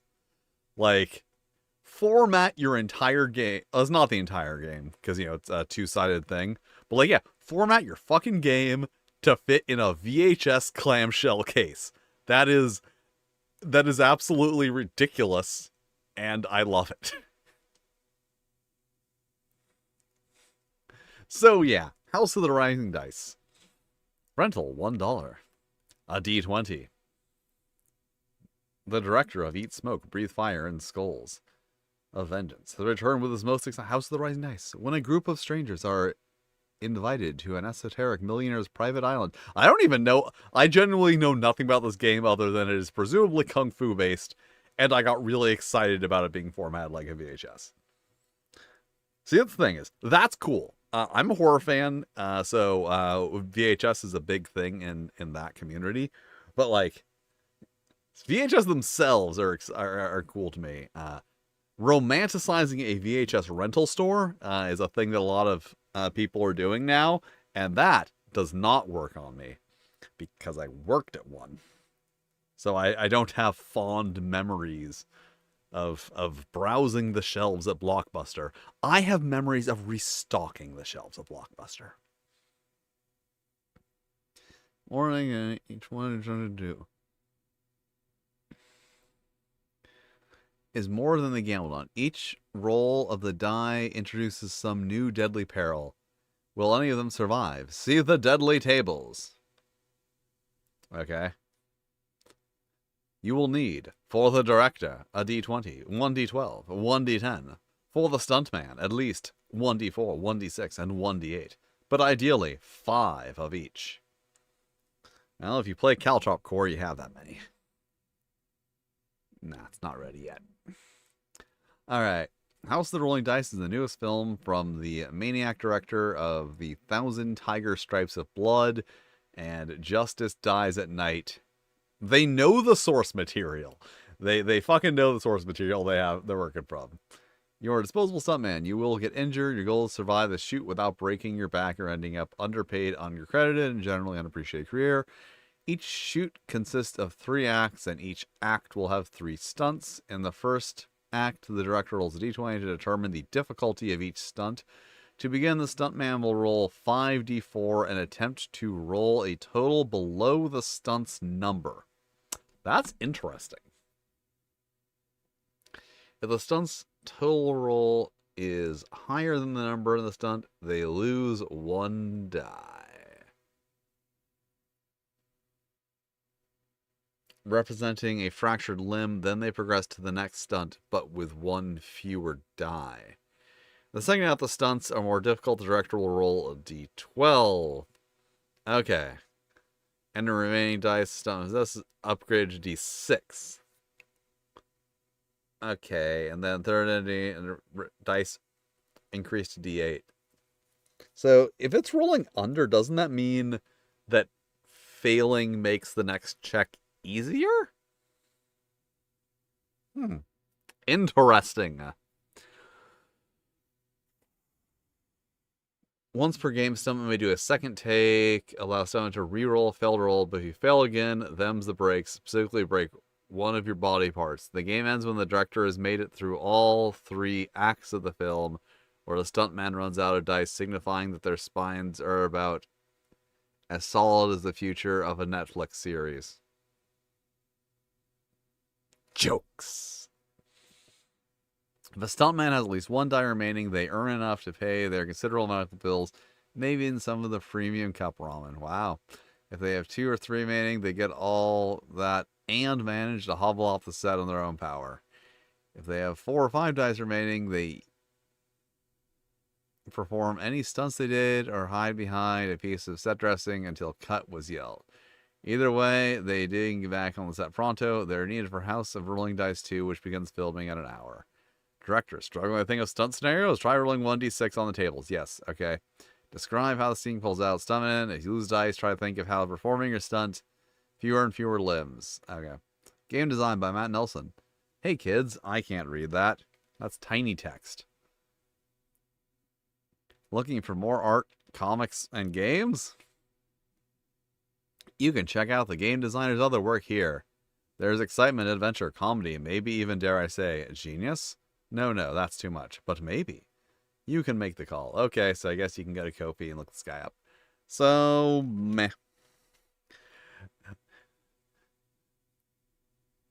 Not a great game, but you know what? Not a great game, just one that I'm like, wow, I absolutely love the idea of formatting it like that. That's the thing that I'm super into.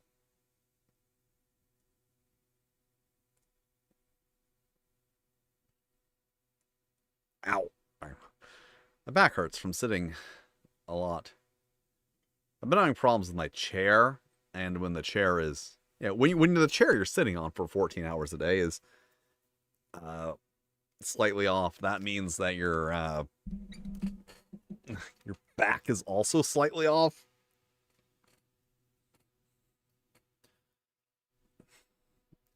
All right. I don't even remember what this one is. Okay. See, now this is what I'm expecting. I'm expecting this is the cover, and then this is the back, and then this is the first page. Interesting. There's not much rules on this one. Greetings, adventurer. We request your help to identify a mysterious creature who has recently moved into Lone Grove, a thick cluster of trees, meadows, and ponds usually reserved for the local residents. Please explore the grove, collect tracks and traces of the creature, and attempt to identify it. Add any information, sketches, doodles, and notes about them to the report card. Thank you for your bravery, curiosity, and creativity. A Wayward Adventurer's Guide. Okay.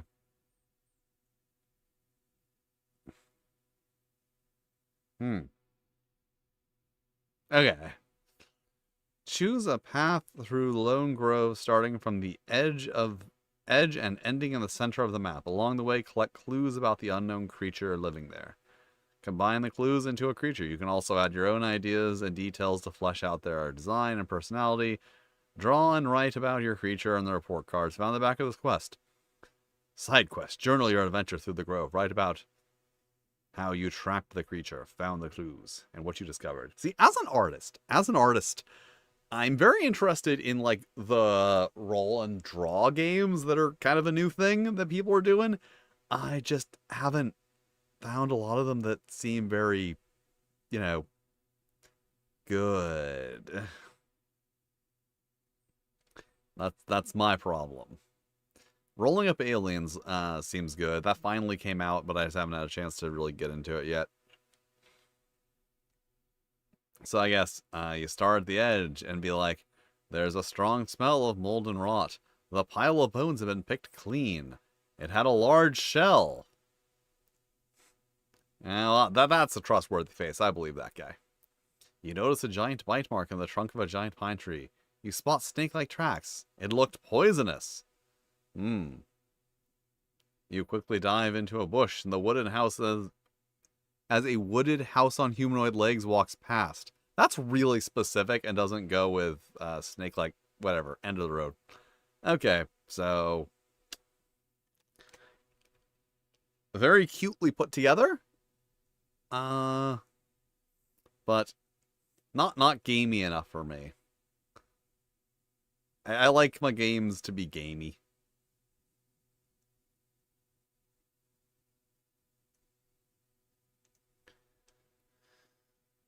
Just a Normal Job, a game by Izzy French, 2026 for the one-page RPG Jam. Come on and slam.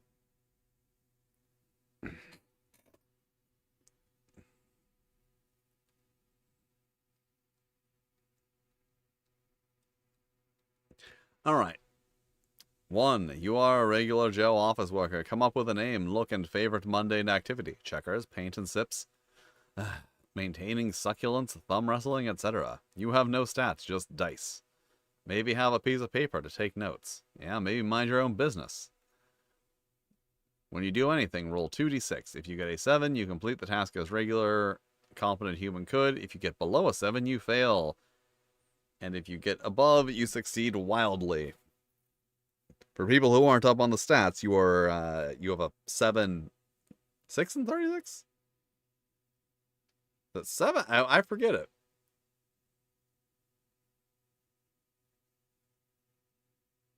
Six. Yeah. You have a 6 and 36 chance. Wait, 6 and 36, a 1 in 6 chance. I'm sorry. I know math. I'm tired. So you have a like 1 in 6 chance of rolling a 7 on this. So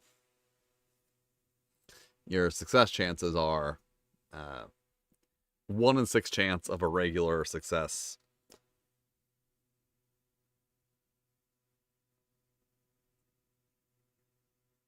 And then the other numbers. 2.5 in 6 chance. I don't remember. I think it's like I don't remember the exact 1 divided by 6.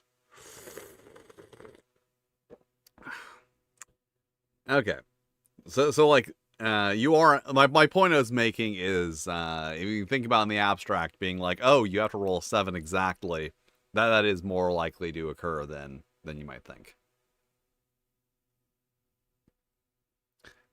Okay, fill out the spreadsheet. Roll a 2. You accidentally summon a demon of code in your fill out spreadsheets. Roll a 12. You are so good at spreadsheet filling out that the second best spreadsheet who is also an assassin has arrived at your work to kill you.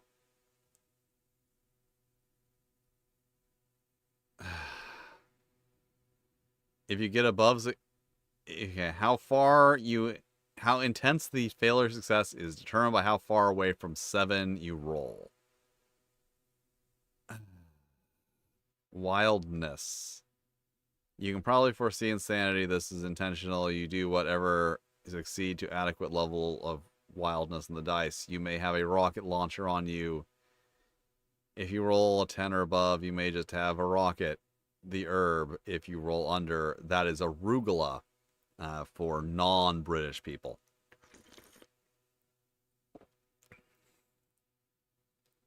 You may also ask for a wild item or skill and succeed. It becomes accustomed to normal.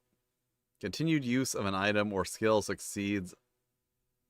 On a 7, you can get more wild combos. Further, combat may be involved. Surviving an attack is based on individual die roll. Your survival is not presupposed by what you survive. Your survival is not presupposed by what you survived. You may be impenetrable to a missile if you roll a 12 to resist it, but may injure yourself severely by rolling a 2 going down the stairs. If you die, come back eventually. Have a simple goal to card, making a report, walk a dog around the block. They'll become more and more complex as the dice rolls and continue this goal for the players. You do not roll dice, you instead choose what is most fun, set the scene, play with players, involve them.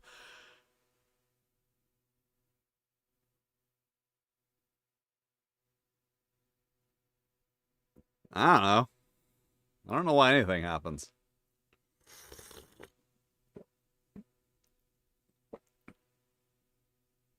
I do not like this. I'm just gonna, like, once again, it's a game that's saying, okay, here is a base mechanic. You roll 2d6. Wait, what?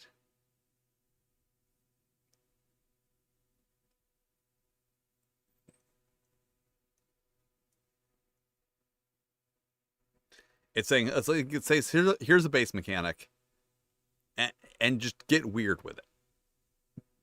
Once again, I don't want to get weird with it. I want, if I just, like, I can do that with any game. That's the thing, is I don't have a shortage of systems. That's why specifically in addition to the other things I mentioned earlier, a thing I always avoid in, well, anything, a thing I always avoid in general, but especially during the one-page RPG Jam, is systems. When someone's just like, a one-page RPG system, a simple dice rolling system for RPGs, I don't care. Make a game. Well, I'm particularly annoyed with a trend of people making SRDs for their games that don't have a game, like an SRD without a game. And it's just like, yeah, it's even lazier than the Universal System. Like, back in the 2000s, that was the big thing. If you wanted to design a game, but you just had a handful of mechanics, you made a Universal System, which was just, like, your mechanics, and then you said, but you can use it in any setting. It's like, okay, make a real game. And then the people started doing SRDs, because that became popular, and it's fucking, make a game. Make an actual game. Don't stop when you encounter the first thing that's difficult and give up. Anyway, that's what this game is.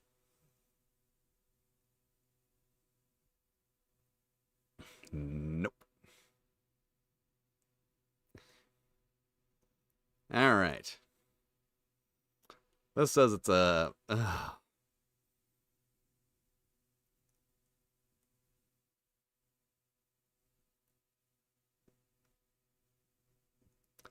Remember, so this one is, remember when a stick was a sword and videotapes were roads?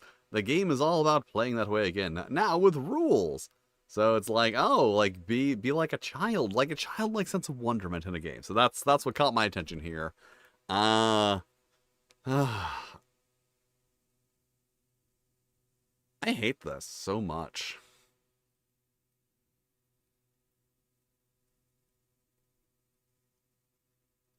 See, it's not even that I can't read this. I don't want to read this.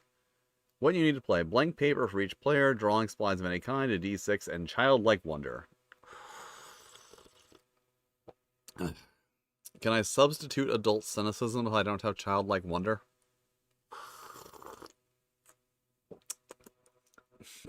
As I slurp my Argentinian tea.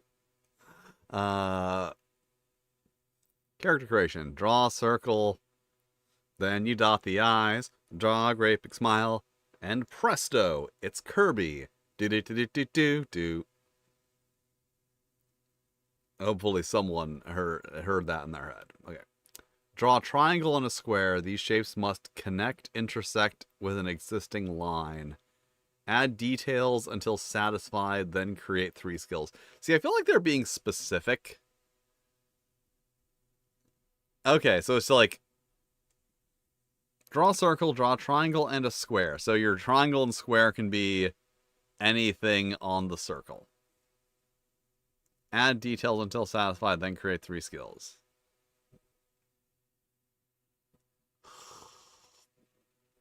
Good. I'm glad someone gets my reference to the best Kirby game. Stats-wise, you have a circle stat, a triangle stat, and a square stat, numbered 1, 3, and 4. When you take an action, pick a stat and subtract 1 from it. The circle stat grants 3 clears on successes, followed by triangle with 2, then square with 1. What? Square stat numbered 1, 3, and 4. When you next, you describe your action entails. Try to incorporate as many of your skills as you can. For each skill used, add +1 to the roll. However, for your skills to count, you must convince the eldest to allow it. Because once arrangements are concluded, roll a d6, adding any bonuses you've managed to collect. On a roll of 3 or lower, there's a bad result. A 4 or higher gives a good result. If you manage to reach 9, you become the eldest for the remainder of the scene or until another player rolls a 9. Well, that's interesting. I've seen lots of games do revolving GM, but that's an interesting way to trigger it.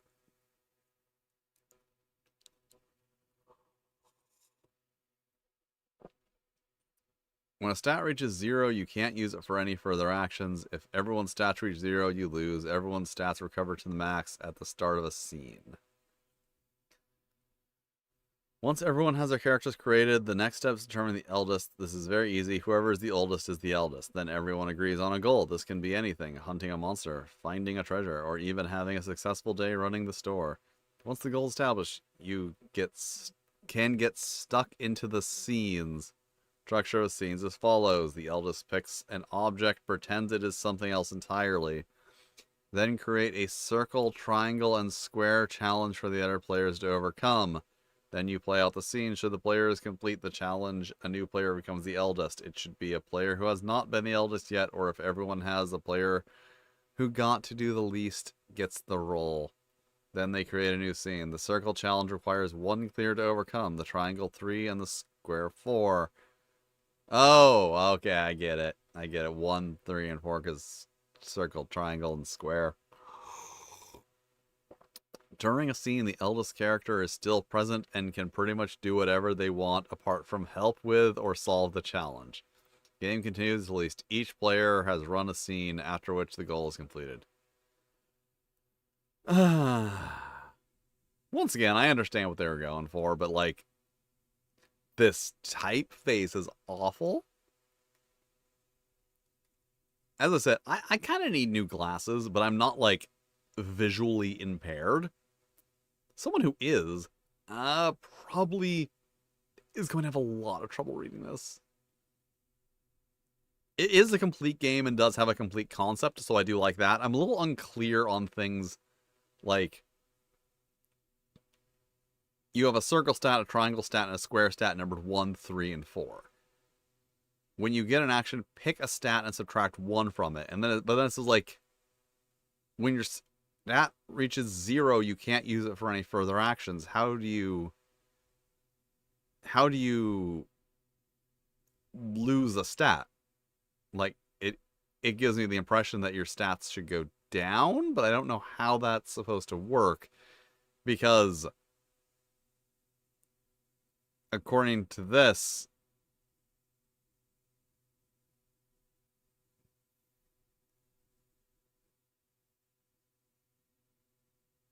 wait, the circle grants 3 clears on success, the triangle 2, and the square 1, so it's reversed from.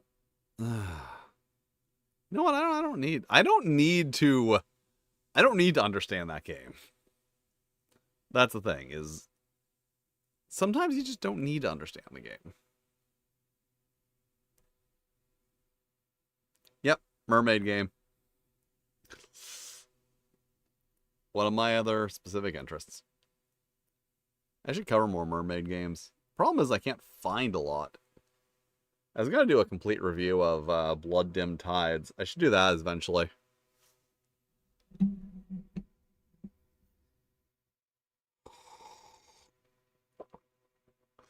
Okay, hooray, you're a merfolk, a beautiful amalgamation of sea creature and human, held together by chaos, magic, and dreams. Just like an e-girl. One day while frolicking in the waves, you saw something in the surface that would entrance you. An object? A person? A goal? Hashtag goals? Hashtag mermaid goals?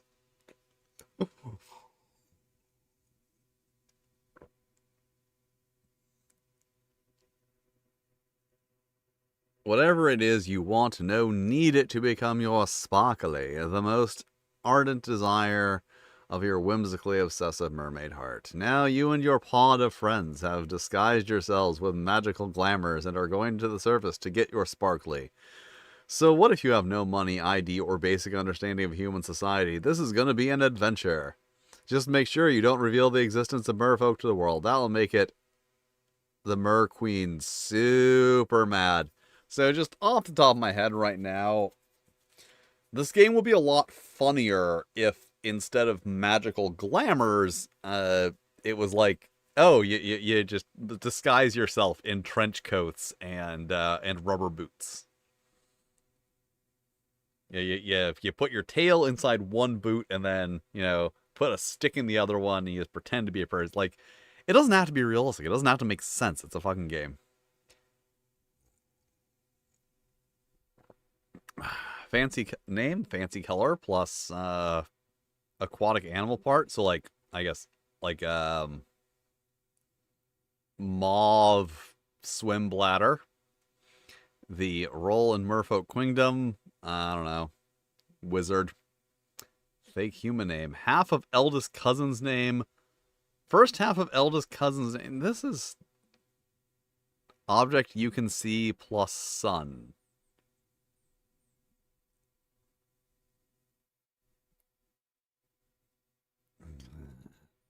Mysterious human relic. The kelp witch gave you a mysterious human relic for your journey. Roll a d6 and the GM will describe it for you. I assume that's here?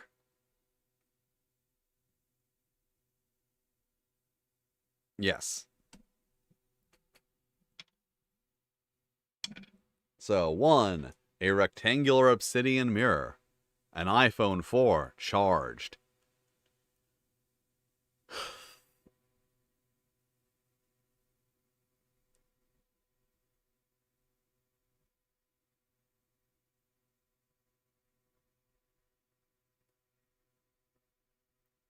Ow. Alright, magic power. Circle 1, you might still roll after roll when you use it. Okay. Merfolk traits. Circle 3. Tentacle, legs, fishtail. Wait, tentacle legs, fishtail, fish eyes, angler lure, shark teeth, black shell, back shell, dorsal fin, sparkly scales, unusual skin, neck gills, unusually colored hair, or make your own. Okay, so I could, so you have a dorsal fin, shark teeth, and blue hair.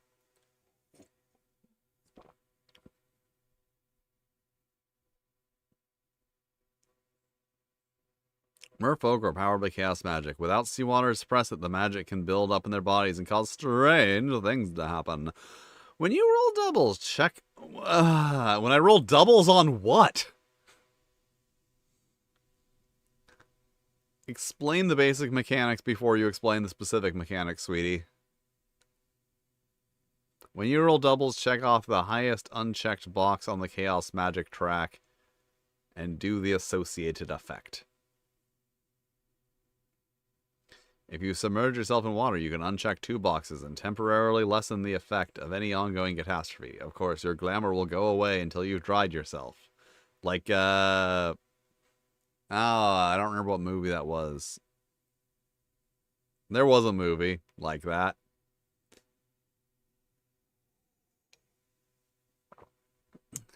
The only mermaid movie I can think of off the top of my head is The Little Mermaid and that remake of She Creature that they did, which is really good, and I recommend it. Because, they didn't really, like, the whole idea was they were doing, like, conceptual remakes, of American International Pictures, and the She Creature one is about a killer mermaid. There we go. H2O, just add water. I'm familiar with a different H2O movie. With Jamie Lee Curtis. Alright, so keep it cool. Keep together for now. Check Die result on minor chaos table. Minor chaos. Let's just boop 6. You hold the chaos magic in at a cost. Check off another box. Oh no.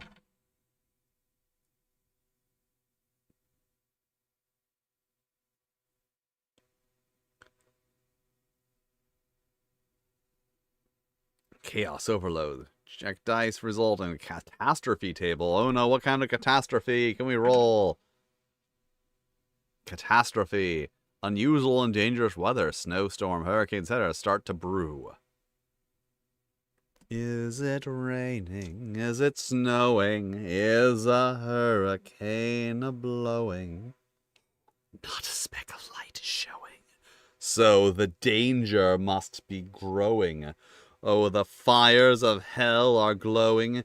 Is the grisly reaper mowing? Yes, the danger must be growing, for the rowers keep on rowing, and they certainly aren't showing any sign that they are slowing. Stop the boat.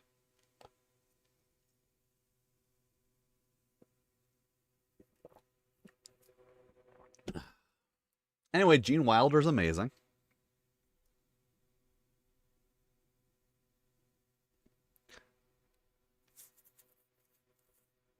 Okay, keep it cool. It gets worse. The catastrophe grows worse and causes an immediate problem. Well, you know what? Maybe I cause an immediate problem. It's what I do for fun.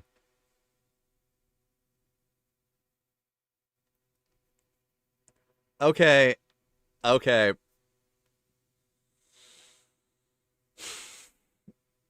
When you attempt to do something, roll 2d6 plus the approach you are taking. Take 1 if someone else helps you out. So, okay, help me out here. What popular game uses approach to refer to the stats?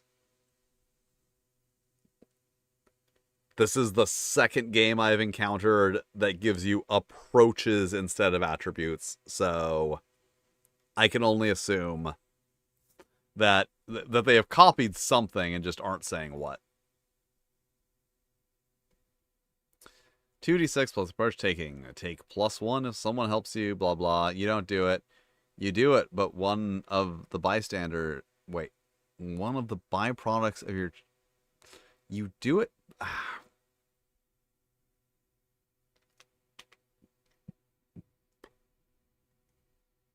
Except for the byproduct of your chosen approach. Okay. So assign -1, 0, +1, and +2. Is that a... Yeah, they're not... They're stats in an Apocalypse World. Is there another game where they're called approaches? I don't play. Is Dungeon World like that? I never looked at that one. Because this is definitely... This is definitely Apocalypse World rules. Innocent. Naivety is taken advantage of. Feelings are hurt or good intentions have been unintended consequences. See, you're as a GM, you can't tell me that a player's naivety is taken advantage of, because then I'll make them like... I'm just saying that there's a way I would interpret that, which is not the way that the designer intended. You break something, scare something, and draw unwanted attention. You get someone else in trouble. You take something that will be missed or create a problematic misunderstanding. Sage. You misunderstand a human desire, device, or practice, do the right thing in the wrong time, or cause a scene. Aw.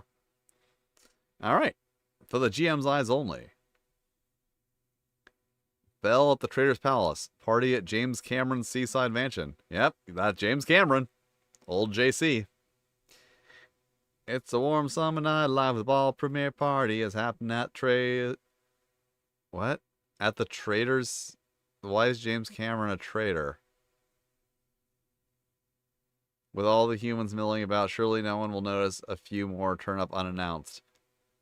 Sparkly is the goal. Steal back the conch of good fortune from the trader. Consequently, smooch the silver-haired singer.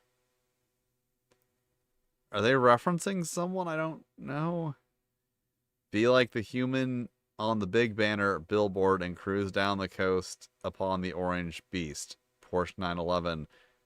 End this, they won't they codswall up and get the cute chef and the silverhead singer. I feel like they're referencing something that I do not know. Like, very specific reference. Paint a mysterious glyph beside the trader's spring and Kelpwitch told you. Get the scary man to give you a part in the next play. The twist. James Cameron can sense Merfolk's presence. Well, of course he can. He wants them to become his apprentice so he can study their magic. Merfolk's kiss shall reveal the beauty's half Merfolk heritage to all. That's Vin Diesel's port, and now he's armed, angry, and chasing you on a motorcycle. The Mer Queen learned of Marina's heritage and has sent a pair of vampires to kidnap her. Trader Seaside, with all these humans only about... Is Marina a person that was referenced that I was supposed to know about? Oh, yeah. Okay.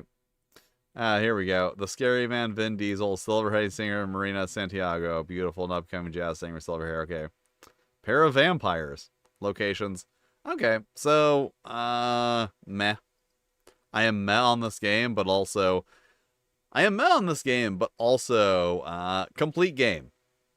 They gave you everything you need to play. They gave you a scenario, so that gets a thumbs up from me. That they made a game, not just not just a system. Average.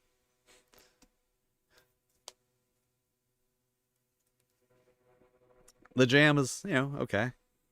We came on and slammed.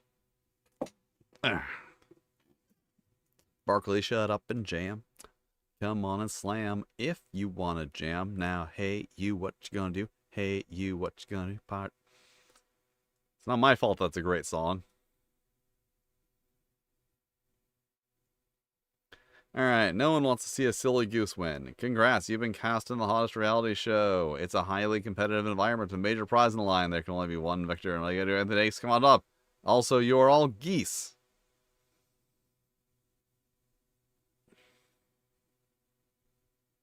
Oh. Okay, I wasn't paying attention. You switched accounts. Why did you switch accounts? That's a weird thing you did. I was like, who is this person? And then I read the name, and I was like, oh, that's who that person is. What kind of goose are you? What's the show? What kind of edit is the production giving you? The villain edit. What? When you do any of the actions that align with your edit, what does that mean?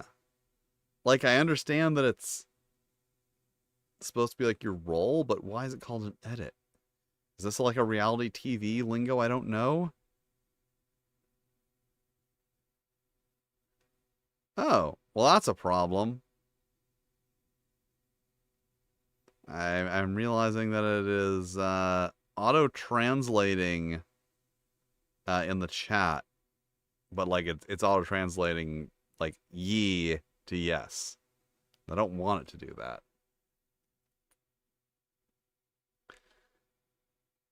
Okay, when you do any action that aligns your edit, roll a d6 to find out how many honks you can add to your pool.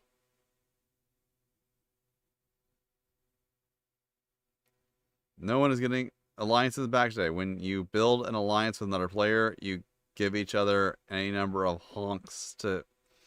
When you're trying to backstab another player, you secretly light a number of honks that you are betting and then reveal the number at the same time, and whoever has the highest number wins the interaction and keeps their honks while the other loses that number of honks. Who wins? Whoever has the most honks left wins the grand prize. Whoever has the least honks becomes the fan favorite. Nobody's getting milkshake ducked. Due to FCC regulations, geese can be in peril, like by being captured, but they cannot die or suffer serious harm or injury. Okay. So... What? When you do any action that aligns with your edit, roll a d6 to find out how many honks you can add to your pool. When you build an alliance on play, you give each other any number of honks to help one out. Okay. Okay. Okay. This game does have a complete set of rules. I thought it didn't, but it does. It does. It's just very weird. So, whenever you do something that aligns with, with your role in this, you roll a d6 and acquire that much honks, which are a currency which you can then give to other players and wager against other players.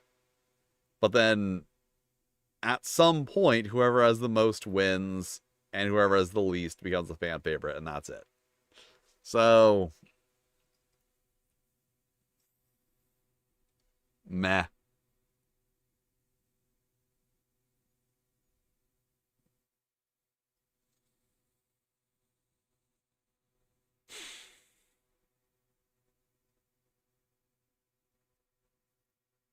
So now, One Night Stalker. One Night Stalker. Stalking around. Alright. Public domain art courtesy of Dick Briefer. That's a silly name, Dick Briefer.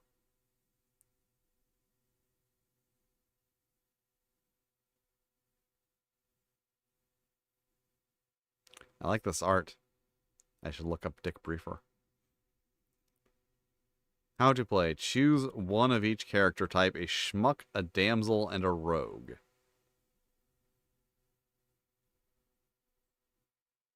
What?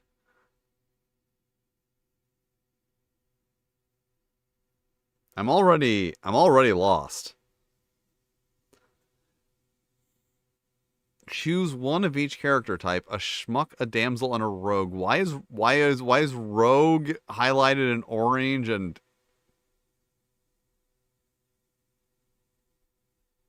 Did I miss something? Is there another file associated with this? Nope, only that one file.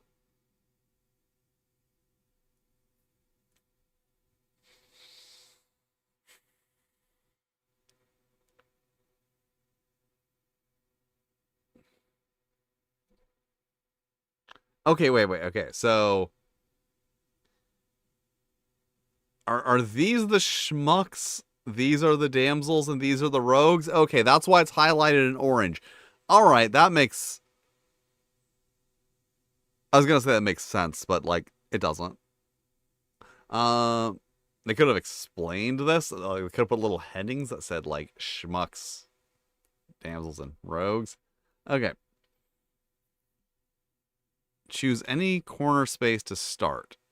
I assume, yes, that's a corner space. Each schmuck has their own amount of movement and skill dice. Okay, I understand the color coding now. Like, now that I understand it, it works. I mean, black and orange, there are issues with that color combination.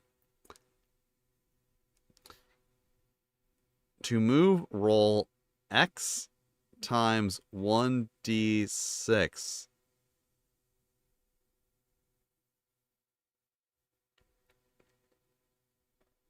What? Choose one. The player moves in the direction corresponding to the numbers between spaces. You cannot cross the same border twice in a row. Okay, so 1, 2, 4, 5, 6. So what if I roll a 3 when I'm here?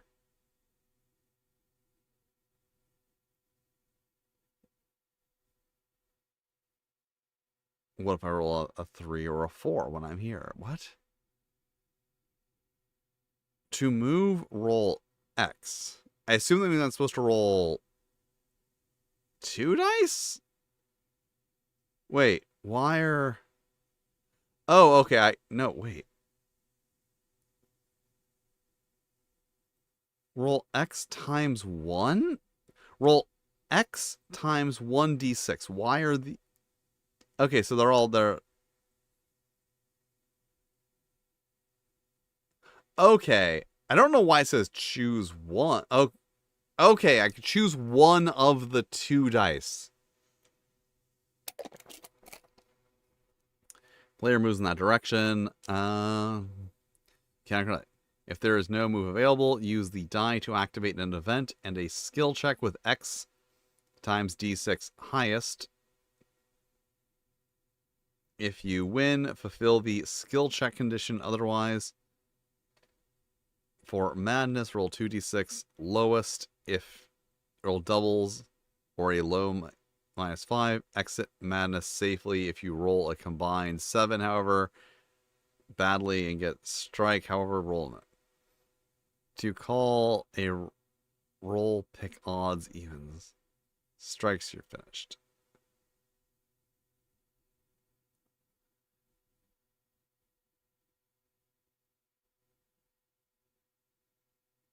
What? Starts the 1 free reroll. Win 4 clues, odd winning skill checks plus 1 clue. Events. Cramped stakeout, next move only 3. Gloom plus 1. If gloom greater or equal to 1, use 1 extra skill die. Where... Remove 1 strike. I don't get, like, do the 3 characters go in different corners? I very much feel like there's a page of rules that explains how to play the game that are missing. Talent, plus 1 to all odd dice rolls.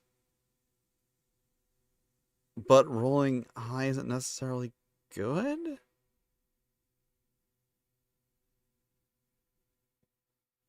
I review the 1-page stuff because, as like I said earlier, I'm a big proponent of 1-page games, because good or bad, like, you know, this might not be a great game, but you know what it is? It's better than someone's magnum opus that they've been working on for 8 years and are never going to finish. I honestly don't even know what the Appendix N jam is.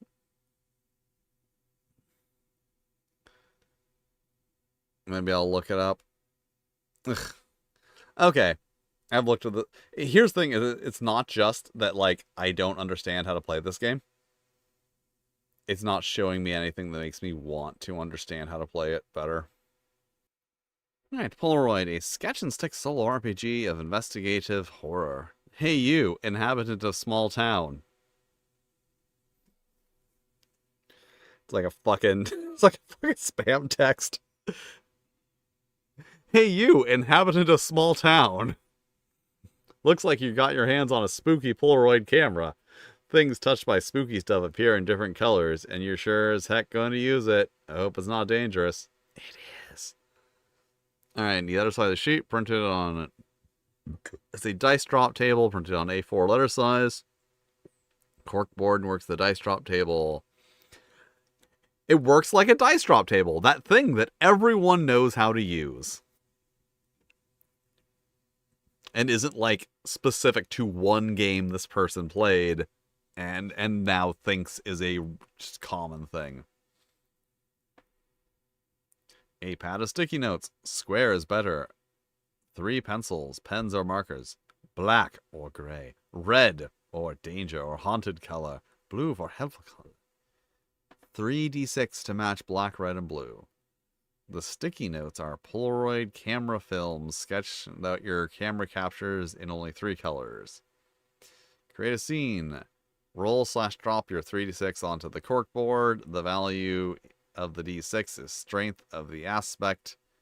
Black is background detail. Feel free to ignore it if you want. If your blue die is a 6, a helpful thing is strongly present. If the red die is a 1, perhaps only a trace of spooky stuff is there.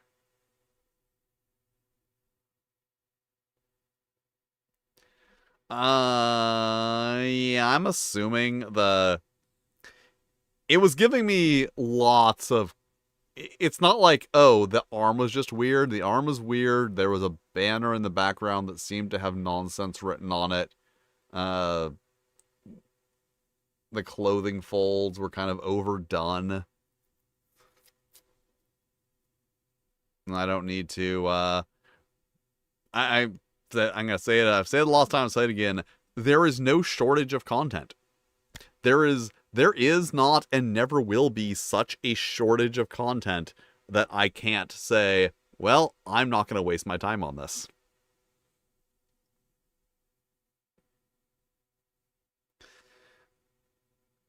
Okay. Doubles mean there's a danger of risk in the scene to avoid. Triples means it's coming directly at you. Use any words the dice land on to come up with a scene, evidence, or the encounter. When your dice land on Polaroids, use the image of what the dice landed on. Blue is good, red is bad. Okay, so you just, like, drop dice on this thing full of words.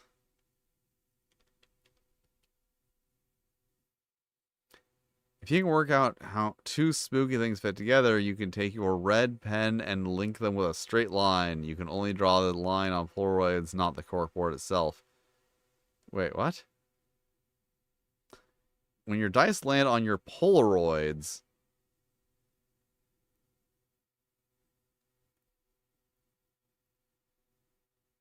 I believe... Okay, so I'm assuming that you were supposed to stick your Polaroids here after you draw them.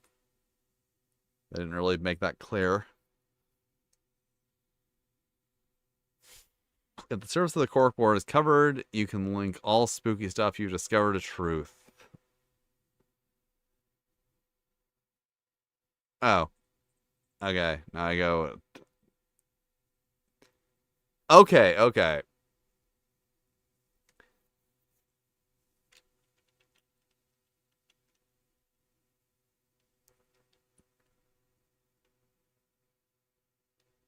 So here's where you make your mistake. This is one call, like, criticizing layout like I always do. Okay, this reads as one column, and then this reads as a second column, but you are supposed to read this 1, 2, 3, 4, 5, 6. Like, having the space between these makes it feel like two columns, and no space between here not feel like it's 1, 2, 3, 4, 5, 6. Once again, you are always going to know what your intention is, and you need to be mindful that other people do not. Red is our clues or a monster itself. Blue is helpful things. The text strip at the bottom is used to identify the photo for a quick word oracle. On the back of the Polaroid, you can take notes.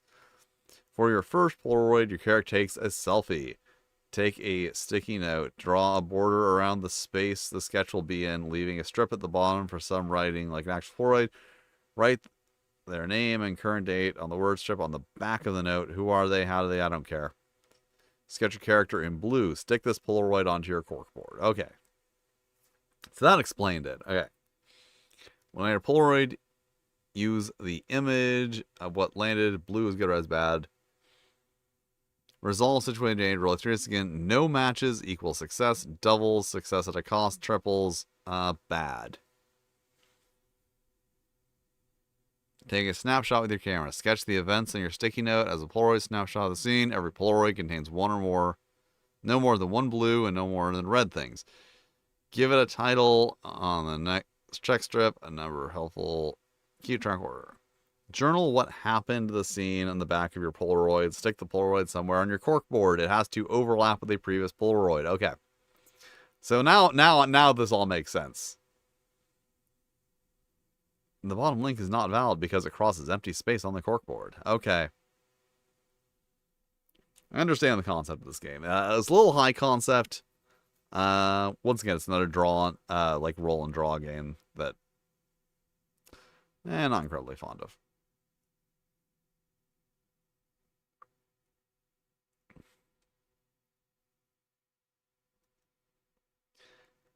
I'm not liking a lot of these, I'm noticing. I'm not liking most of them. Most of them aren't good. I'm not gonna lie.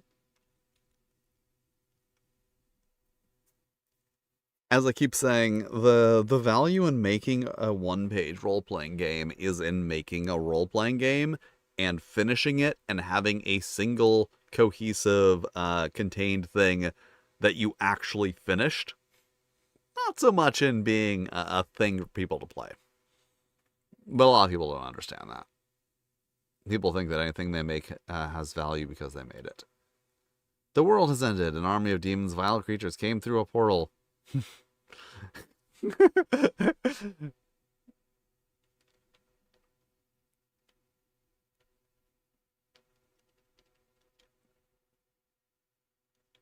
The world has ended.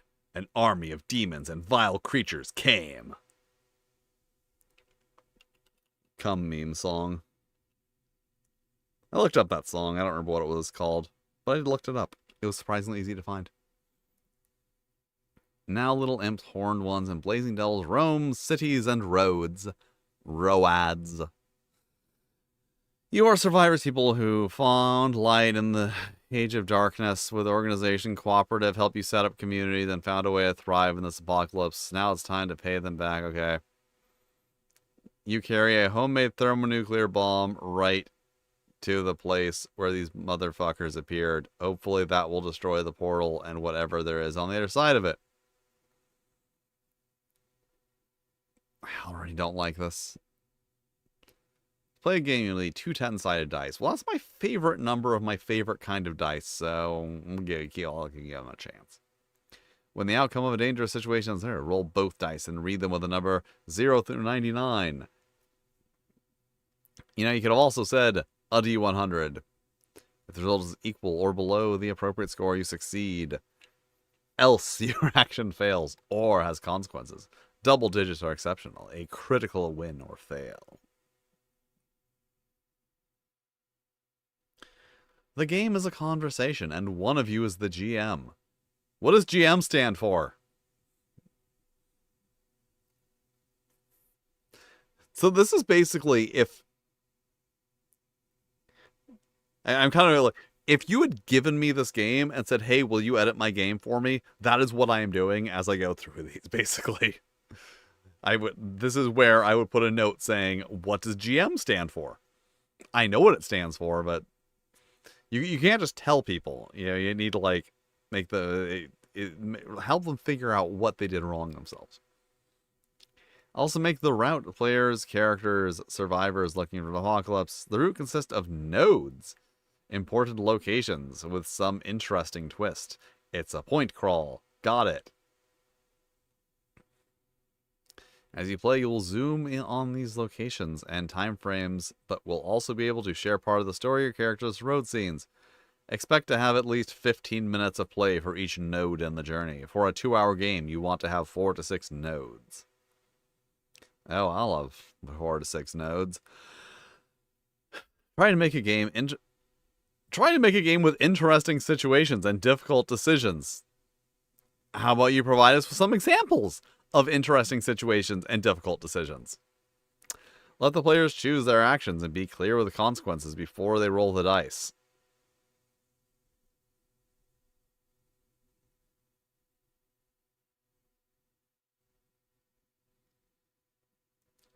Also, each player is responsible for their own amusement. Do not carry that weight alone. Other players can suggest mid-road scenes, but only you decide what is happening at nodes.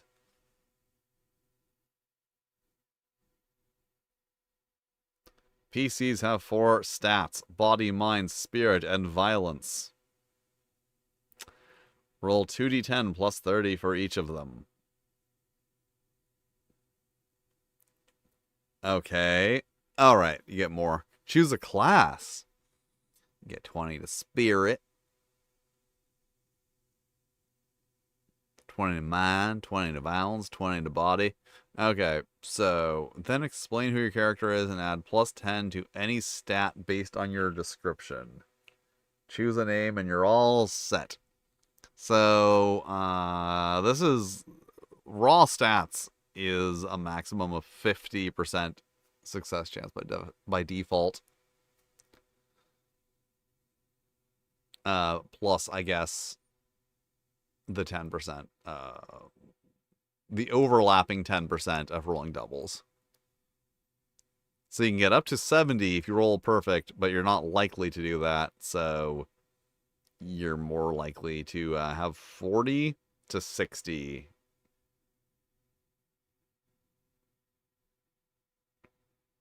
Every character stats with a couple of items. Starts with a couple items from their class. Background, a gun, laptop, toolkit. In addition, each player chooses an item they can see in the room they are playing. The character starts with that item too. Any player character has a health clock with 3.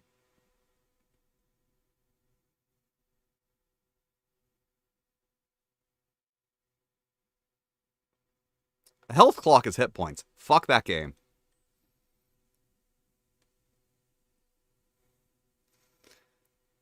I'm not using hit points. I'm using something that is identical to hit points, but I'm not calling them hit points because that's the way they do it in Apocalypse World.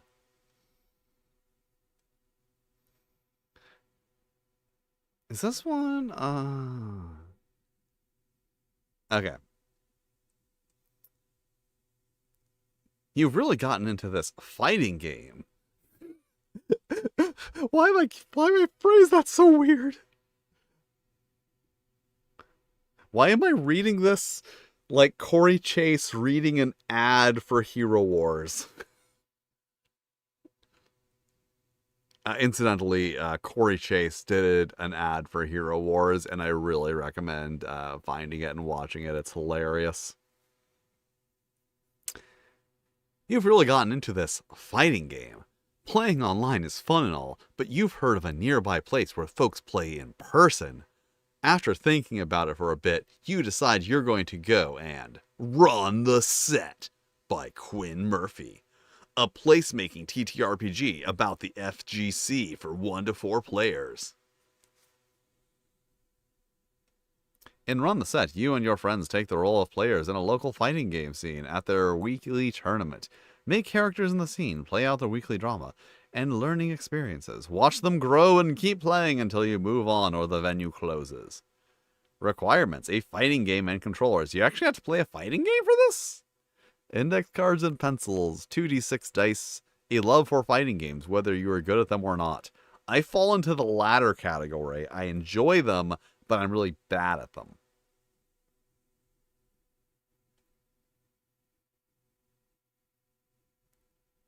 The run happening because I'm guessing.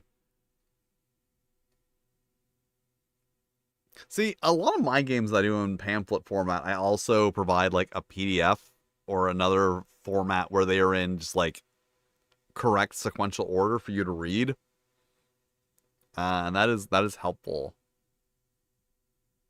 because this sounds like this is whatever happened at the tournament. So I'm guessing we go from here to here. Venue. This is no cookie-cutter venue for a fighting game community. Wherever you can find someone to give you the space for the weekly tournament is the right space. To start, determine whether the venue is and what it is like. Some ideas for venues. A retro game store, like Cali Games. Back of a comic shop, like the Comic Bug. Actually, Cali Games probably wouldn't let us, but I think the Comic Bug might actually let me do that if I wanted to. Someone's apartment/house. An old warehouse. I like an old warehouse. That's where I want to have my fighting game tournament, in an old warehouse, an old rundown warehouse.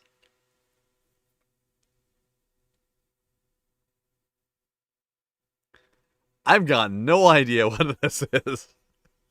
Write down some information about the venue and the index cards. When it gets trouble, mark it on the card.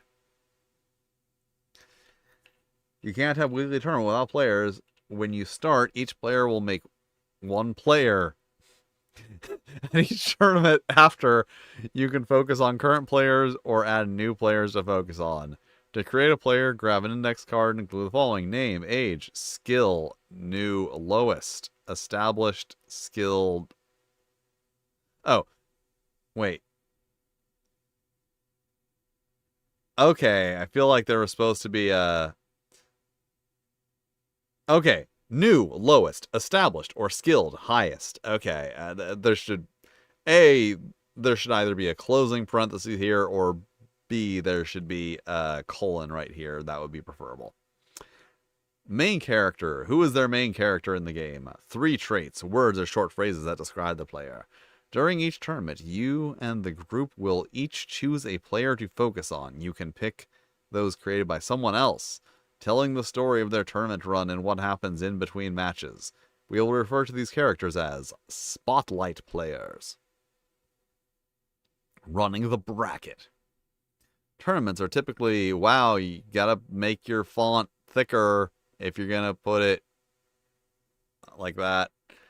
Tournaments are typically run double elimination style. Your first loss puts you in the loser's bracket, and your second loss takes you out of the tournament. The grand finals will be against the top player in the winners and losers bracket.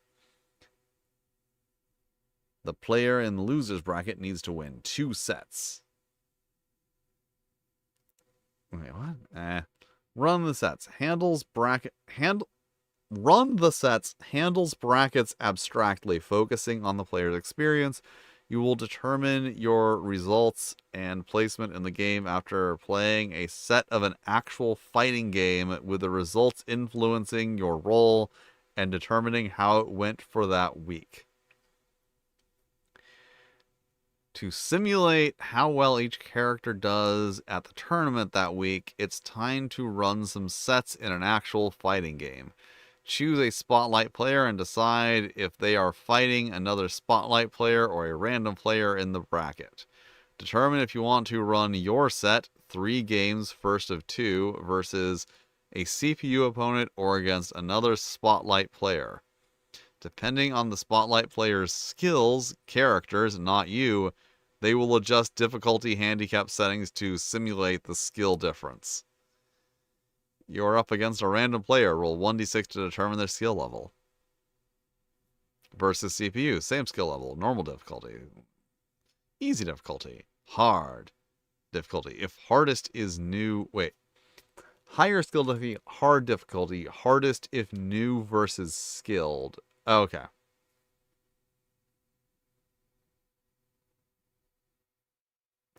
Versus humans, same no handicap. 50% handicap for other players, 100%. 50% handicap for your player, 100 versus skill if new. Results. After each spotlight player has run their set, see how the rest of the tournament went. Roll 2d6 and compare on the results table, modified by your skill and whether you won your set or not. What? How do I modify by skill? Okay, so...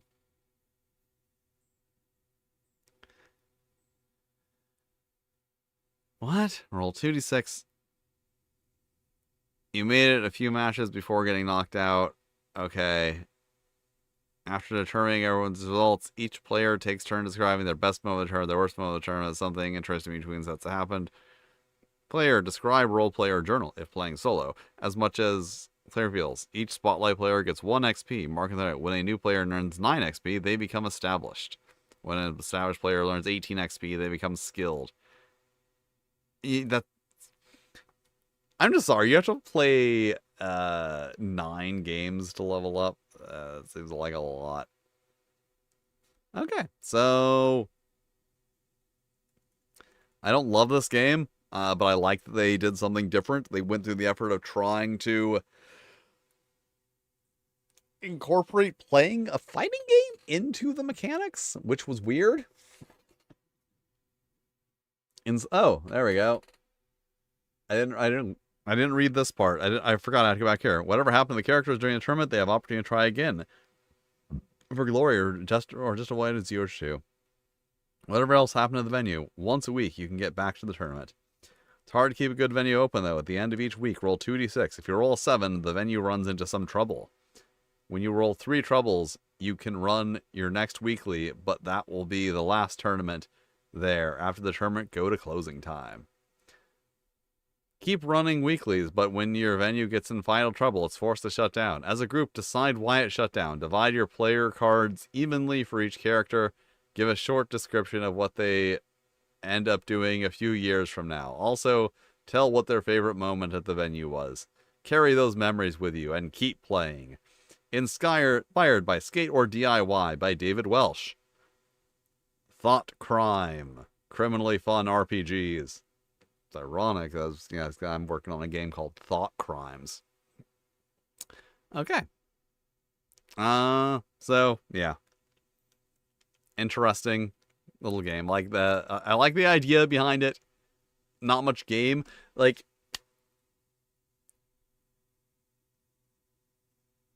I like gamey games. This is very much like this is very much a game, I think, for someone who was involved in the scene and wants to reflect upon those experiences, that wants to have a nostalgic look back at a local competitive gaming scene that they used to go to.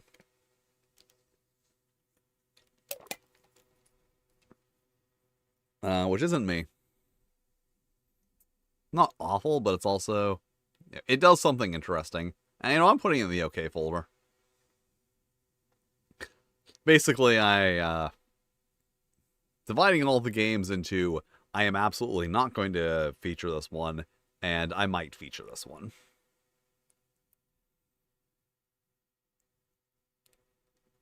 All right.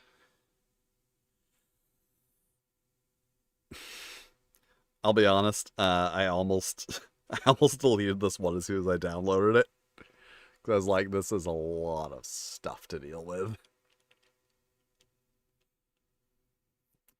Grab a pencil eraser and 5d6. That's right. Oh my god! That's exactly the number I have right here in my hand. 5d6.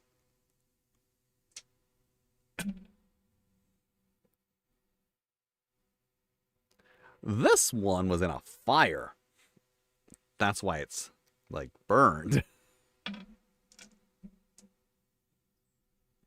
Grab your pencil and eraser and 5d6. Write your slime's name in the relevant space on the My Slime section. Right here, this is the relevant space. Draw your slime's basic body shape into the slime appearance space on the My Slime section. You will add to this as you play the game and evolve your slime. Write your starting stats in the relevant labeled spaces on the slime stats below. Okay. Level 1, attack 0, defense 0, speed 4, health points 3, action dice 2, reroll 0. These stats will change as you play the game and evolve your slime. How to play. Start here. Oh man, I started in the other place. Fuck. Oh, I ruined it. Set up your run by following the instructions in setup section. Okay, this will provide you base stats and the appearance of your slime. Start. Stats for the monsters you will challenge can be found in the encounters table. In each round, you will fight the monsters equivalent to your current level. Your opponents will get tougher as you level up, evolve, and change class. Okay, so here's the encounter table.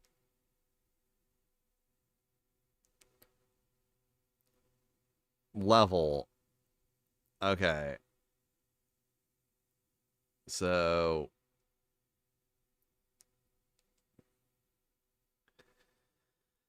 roll 1d6 against your speed stat. If you roll higher, you are attacking first.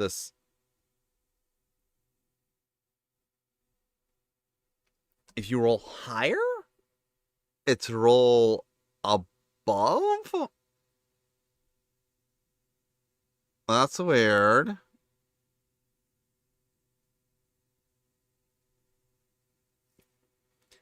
If attacking, roll your action dice. Wait.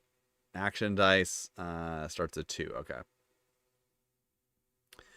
Add your attack to the total to get your action amount. You can choose to reroll any number of dice up to your reroll stats once per encounter. If your action amount is greater or equal to the monster's defense, you defeat it, go to step 3. If it's lower than the monster dodged, go to step 2B. If defending, roll your action dice and add your defense to the total of your roll to get the action amount. You can choose to reroll, blah. If your action amount is greater than equal to the monster's attack, you dodged. Go to step 2A. Okay. If it's lower, subtract 1 from your hit points. If your hit points do 0, you lose. If not, it's your turn to attack. Go to step 2A. Okay. Okay, so you just go back and forth. You just go back and forth rolling an attack and a defense. Evolution. After defeating a monster, roll 3d6. The value of each die is equivalent to an evolutionary option on the Evo table. For your current class, select one evolution option and update the relevant parts of the slime stat sheet. Don't forget to draw the prompted evolution onto your slime in the slime appearance space. Then go to step 4. Level up. Add 1 to your level and return to step 1 to fight the next monster. After every 5 encounters, you will move to a higher class. When you move to the next class, add 1 to your hit points and gain 1 action dice. When you defeat the Monster King, you win and take the crown. I'm seeing an issue here. Do your hit points not regenerate?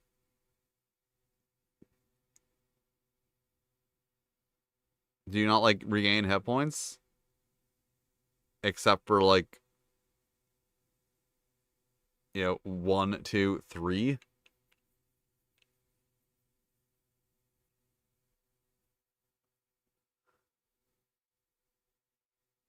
Wait.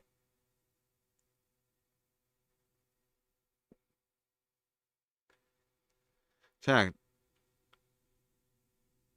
So tolerate, you can... If your action is greater than or equal to the monster's defense, you defeat it. Go to step 3. Okay, so you take...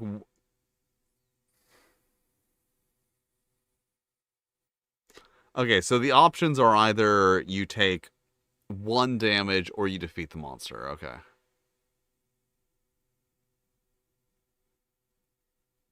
Story. Ever since the start of time, slimes have... Oh, this is a... Okay, this is... I didn't realize this was a pamphlet at first. That's a good design. The fact that I didn't immediately clock this as being a pamphlet...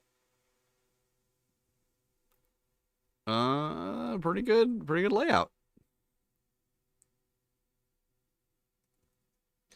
Ever since the start of time, slimes have been seen as weak and vulnerable monsters. No self-respecting beast would ever struggle to defeat a pathetic slime in combat, but that must change.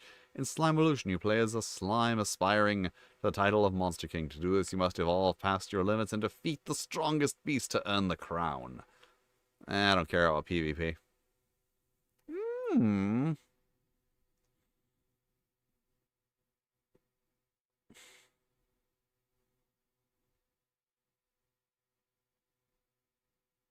Time is at 7:30. Okay, I was gonna say, if I have time left at the end of the stream, maybe I'll actually play that one. I don't think I will. I think I'll have to... I will have to do a separate stream to actually maybe play some of these.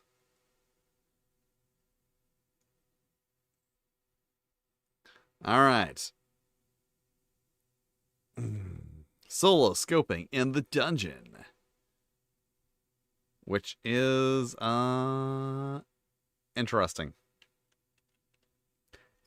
It's 20XX and the game industry is fractured in absolute shambles. It doesn't look like it's going to improve anytime soon, but creativity never, ever dies. You're in your den, a stuffy room with no windows and suspiciously underground. Some may call it a dungeon, but you call it a mind palace.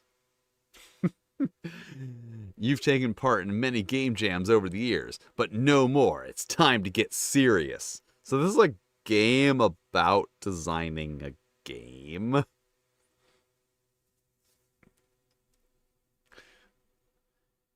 Scope out your prototype. Now the perfect time to scope out your prototype.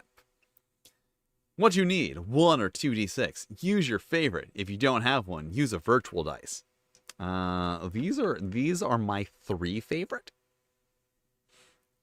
Whenever I need to roll 3d6 for character, like y'all have no idea how many characters these 3d6 or these 4d6, including the semi-burned one, have rolled up. These dice have rolled up a lot of characters. Because they're my favorite D6. Alright. Your powerful imagination and commitment to small scope.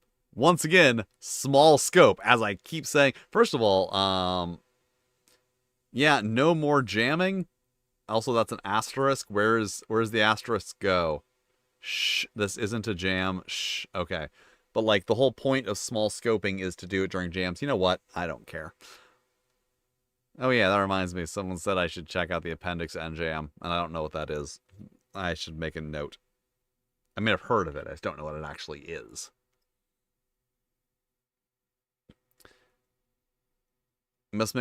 How to play. You must complete each step. Have a quick look over the steps, but don't start scoping unless you can commit.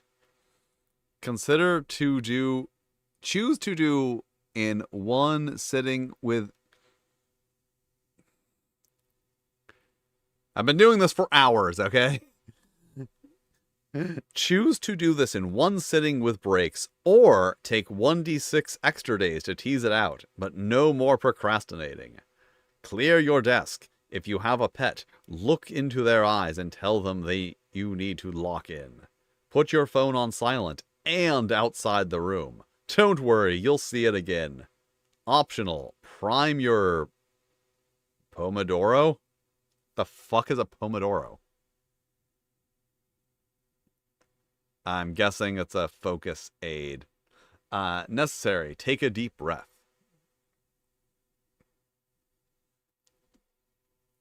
Suggested playlist, music without lyrics. I'd recommend Bossa Nova.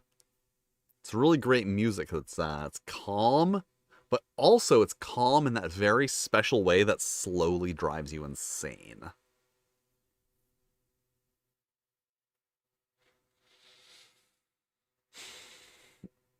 And what does NB mean?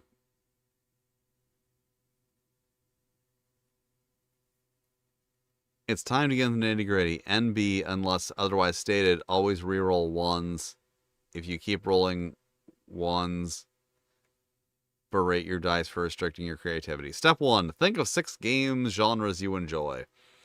List 2d6 reasons why you would want to make a game in each genre. Did you roll 10 or over? Remove 1d6 of them. Note any overlaps and underline what excites you. Sorry, just imagining writing boobs and underlining it.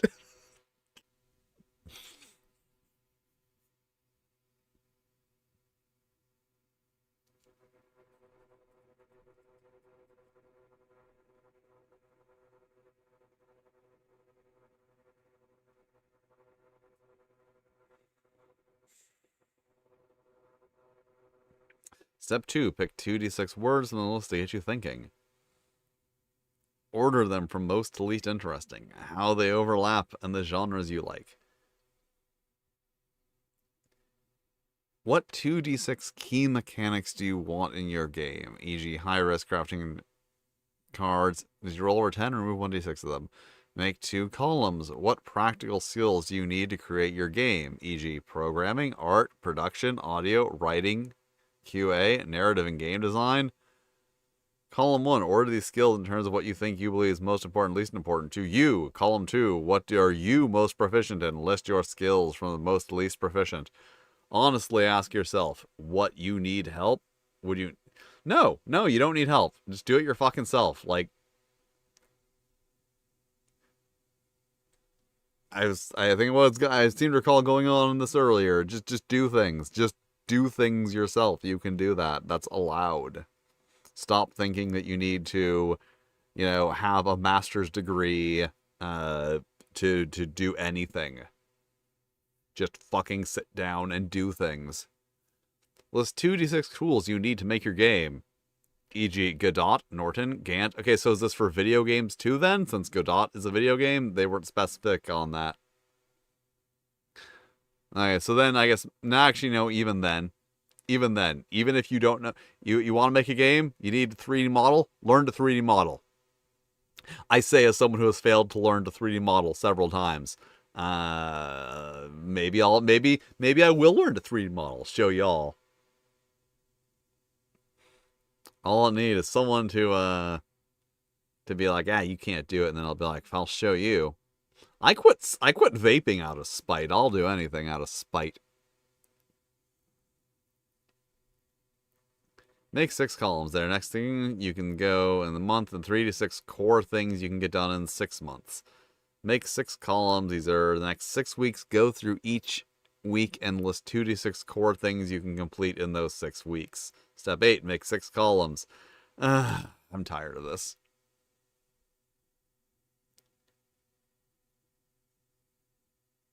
Okay, so I have thoughts. I have thoughts on this game. I like the intention. I like the intention behind here, but like the gamifying of it is not helpful. I think that's what I think. I think it's trying to be a guide on how to plan out and like maintain a scope for your project. Like that's what it is, but like the pick 2d6 or the do 2d6 key mechanic, like that is not helpful to the process, I think.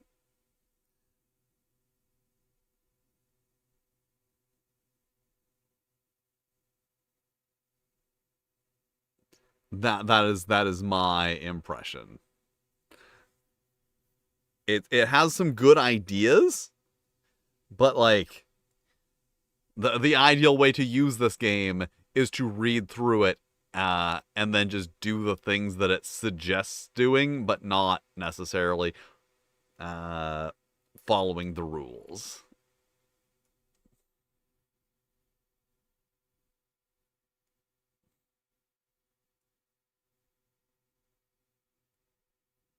Sorry about blinding everyone, but you know what? I'm blinding myself too.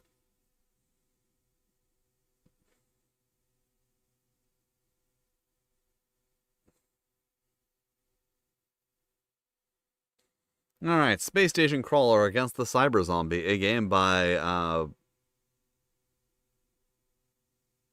Lee Papa Solo Reliste?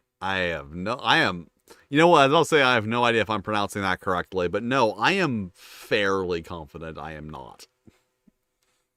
The year is 3426, and the Station X-13 has gone silent for several days. As a galactic investigator, you are tasked with investigating the site. It's right there in the name, Investigator.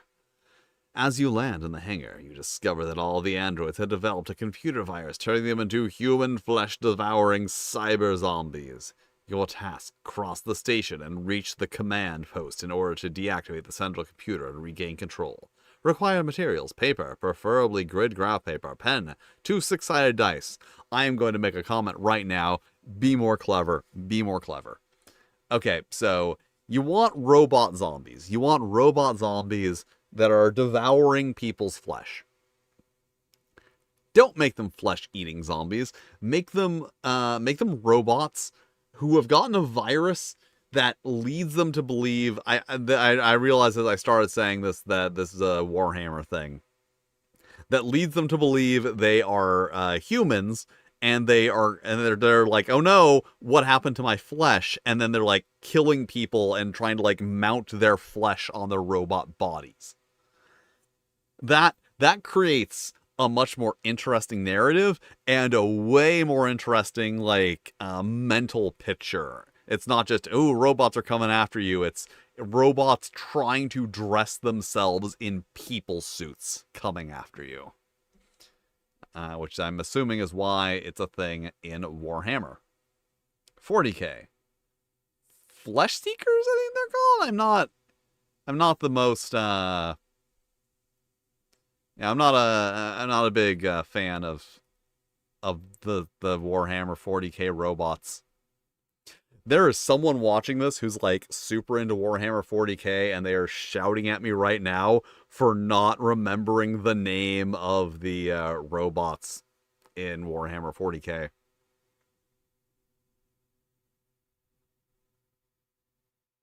Yeah, I can't remember. I cannot remember. Necrons? Are they called Necrons? I think they're Necrons. And I think the guys I'm talking about are called Flesh Seekers. There we go. Basic rule. The character starts with 3 attribute points to distribute as you wish among strength, agility, and intelligence. They also begin with 6 hit points. Roll 2d6. Add their related skill bonus. 0 to 7 critical fail. Why is 2 to 7 a critical failure and 8 plus a success? I feel like there should be a step between critical failure and success. Roll 2d6 and compare the result to the monster's difficulty. If your result is equal to, this is a bad layout. Like, I'm not saying you can't have, backgrounds like this, but either turn down the opacity of the background even more or put a box behind the text that has higher opacity. I'm having trouble reading this. If your result is equal to or greater than the monster's difficulty, you deal 1 point of damage. If your result is lower than the monster's difficulty, you take 1 point of damage. Snake Eyes, double ones is a critical failure, and you take 2 points of damage. I thought 2 to 7 was a critical failure, buddy. Boxcars, double 6 is a critical success, and you deal 2 points of damage. In my game Wet Dungeon, rolling Snake Eyes is known as going tits up because Snake Eyes look like boobs, little square boobs. That's also like a critical success in Boob Worm. Did I mention that I made Boob Worm? Did I mention that my game for the jam is Boob Worm? Where you play as a worm with boobs?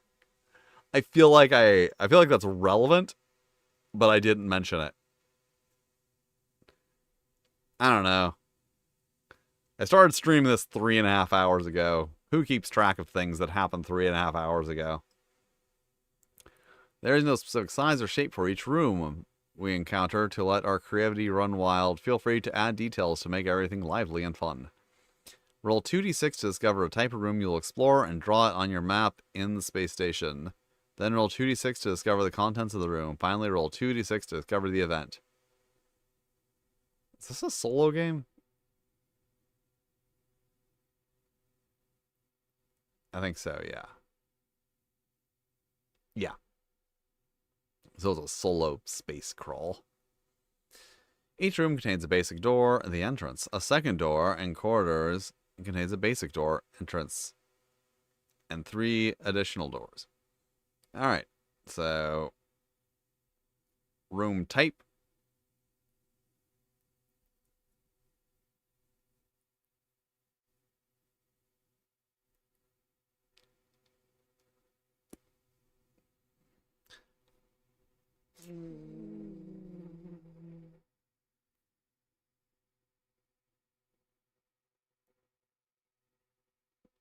Okay.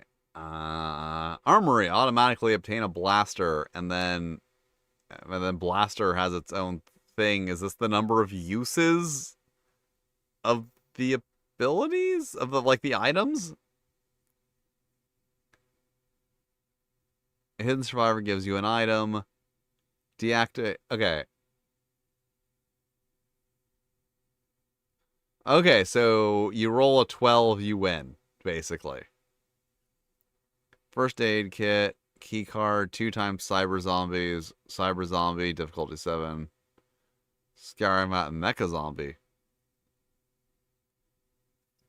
See, it just feels like it could be so much cooler if they wanted to, make it grosser. That's the thing. Like a mecha zombie, like what oh my god, okay. Armory, automatically obtain a blaster. Blaster allows dealing double damage, 5 uses. Okay,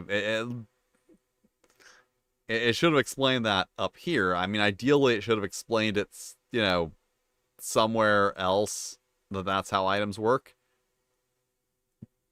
Allows rerolling ones during the next exploration phase for sector map. Alright. Okay.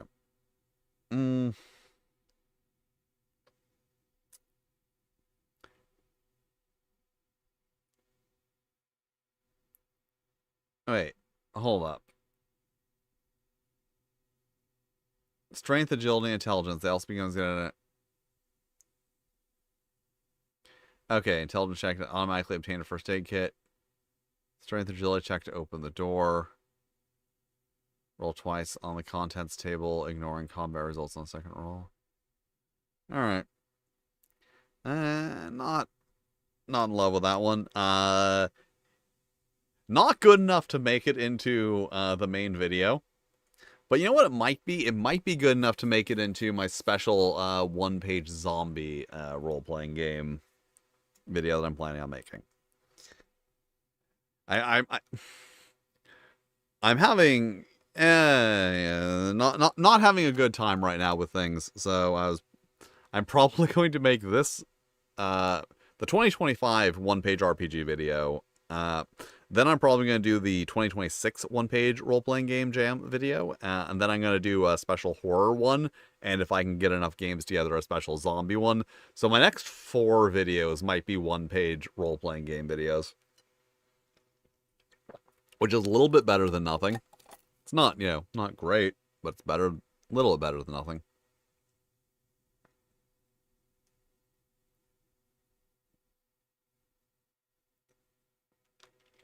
Alright, The Bestiary. Welcome to The Bestiary, a solo drawing and writing role-playing game. You are an explorer tasked with cataloging all of the creatures of an unexplored region. You will need a 6-sided die, a pencil, and paper. First, roll on sections 1 to 3 to create your region, and give it a name as much detail as you like. Next, roll on sections 4 to 10 to create a creature you are going to study. Draw and describe the bestiary in a bestiary long sheet.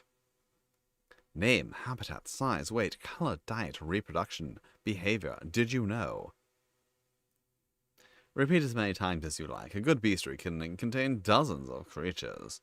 Alright, so we can have a fantasy, humid, tropical, mountain and forest, where a disproportionate, slimy creature with wide jaw and floppy ears, enhanced vision, a carapace, and dark coloring that is territorial shows up, and then just draw it and do that stuff. Okay, so that one's okay. If you just want to, like, have a prompt to draw a thing, that's fine. I really like how few of these I'm actually remembering looking up.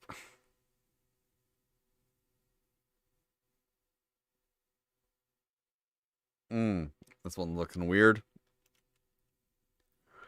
You awaken, your head pounding. The only thing you own are your clothes on your back and a scrap of paper. You don't know where you are. But you do know that you must get out. Around you are others, similar to the days, but who are they? Actually, who are you? The Name Game is a creativity first. Fucking buzzwords. Horror escape themed theater of fucking buzzwords. TTRPG designed for a game master and at least 2 other players. The players control amnesiac characters whose job it is to get out and piece together an identity while overcoming dangerous trials.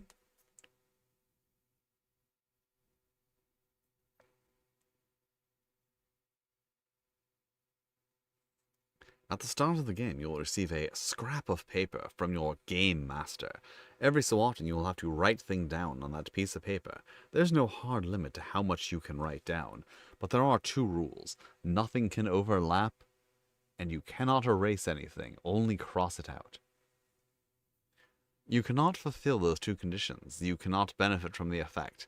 If you write something down thinking that you have space, but in the end overlap, you must cross both elements. So be careful. You know, I can write really tiny.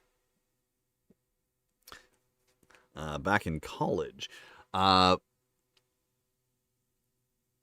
two reasons. One, to save space. Two, because my entomology professor lectured really, really, really fast. I got in the habit of taking notes so small that I could write 2 lines of notes per line of notebook paper. Just got in the habit of doing that. Literally, like, turning a page. I would fall behind because my entomology professor, she just so fucking fast. I don't think she liked lecturing. She wanted to get to, like, the actual, like, labs, so where she could teach us, like, actual entomology. So I think she just wanted to get through lecturing as fast as possible. Alright, baggage can be both physical and emotional. You write down any details you wish to remember more permanently on your scrap of paper. If you run out of space, you simply cannot remember more. God, just bold. Bold and red, that's all you have to do, buddy. Or, like, you know, read it and look and be like, oh, shit, this doesn't work. Use Lunatic. Lunatic is weird, and it's actually quite readable.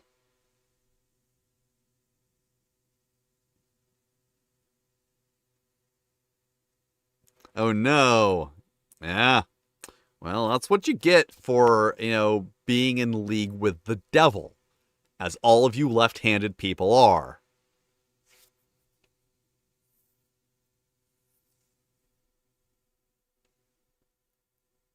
Oh, hey, thanks for being a huge fan. Why is there a check mark next to your name? I don't know what that means. Anyway, what was I doing? I was looking at this game. I need to stop doing these or, like, break them up into 2 parts, because this is a genuine problem that, like, reading through 20 some odd of these in one sitting, it does kind of just, they all blend together, and then you can't lose track of what you're doing. Ironically, while I look over a game about losing your memory. I cannot remember anymore. Oh yeah, I got distracted by how badly the word remember reads in this font. It's awful. You're encouraged to write down really important things like codes, addresses, phone numbers, and such. The GM should under no circumstances remind the player what specific things were. If you didn't write them down and don't remember, tough luck. Find another way around. You are not allowed to erase anything from your scrap paper. Once you lose an item, you simply cross it out. If you ever regain health or mental fortitude... I'm sorry, at what point was I given health and mental fortitude?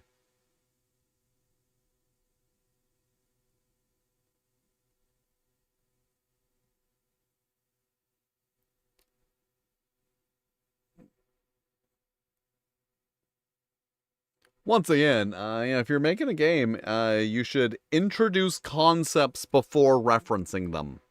And if you do reference a concept before it is properly introduced, note that, like, this will be explained in this section, so that people don't go, did I miss something?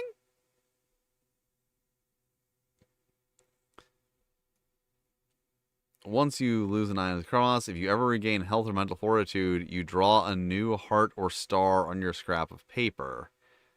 But the scars stay with you forever. You know, having all the text italicized makes it really easy to read. If you can't fit it on your paper, you cannot regain it. Players should often be rewarded with hints, clues, or... That says items. An item adds a flat bonus to relevant checks and allows character to instantly has to check. For example, lockpick could add a +10 to any attempt, forcing open a lock with a key facing unlock it. Write down any items you possess on your scrap of paper. Similarly to other forms of baggage, run out of space, simply cannot hold any more items. The letter roll. Roll. This is a fucking thing I have to roll. 2d12 -1, maybe? Write down the letter of the alphabet corresponding to the number rolled. If you already possess this letter, you must choose to keep it. A maximum of 2 of the same letter, or flip a coin. Heads the next letter of the alphabet, while tails is the previous. Okay, except the fact that 2d12 is only going to give you, it's going to ignore Y and Z, and also it's going to center weight those results. Wait, no, it's not going to give you X, Y, or Z. It's going to give you A through W.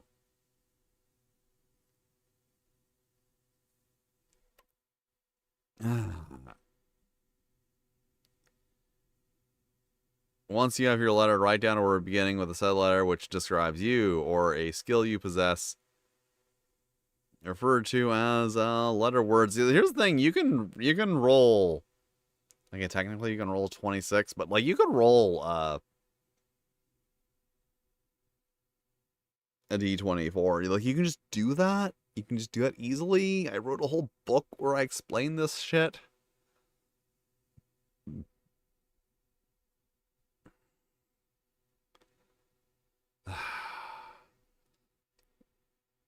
This game is this one-page game is a real chore to get through. Referred to as letter words, blah blah blah. Fisherman, carpenter, outgoing, etc. Skill checks. The trial plays out in the theater of the mind. What does that mean? What does that mean? Isn't that just called fucking imagining? Is this is what we've gotten to? That every single aspect of the game has to have a fucking buzzword associated with it?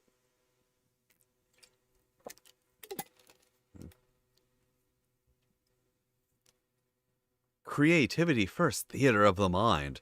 You mean the mechanics suck? Is that what creativity first means? I know that's what fiction first means. Fiction first means the mechanics suck, but you're not allowed to criticize them because the mechanics aren't supposed to be good. Because it's about fiction first, not mechanics. Anyway, blah blah blah blah blah blah blah blah blah. Needs setting requires effort.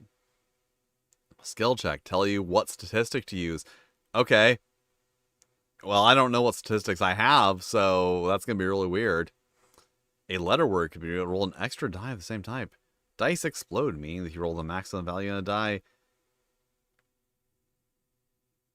at no cost. Is there a cost to roll a die usually?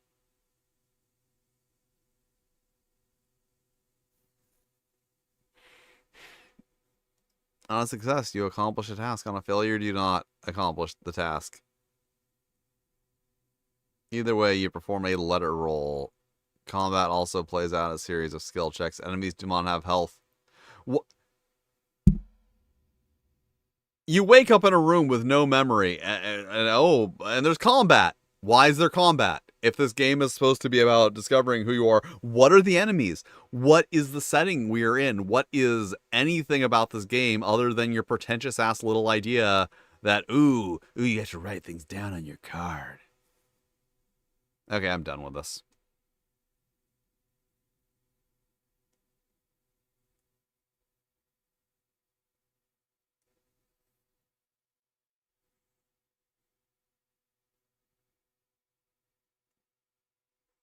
Alright, game of battling giant monsters, and a fun way to add history to an RPG setting. You need at least 1 6-sided dice, plus a way of keeping track of stats for characters, monsters, and cities. In a world of feuding In a world of feuding city-states, tensions are running high. There are rumors everywhere that the other cities are conducting giant monsters. The army will be useless. Giant monsters will destroy your way of life. Everyone will die. Yay. There's only one monster answer. You need to create your own giant monsters to fight for your city. Do whatever it takes.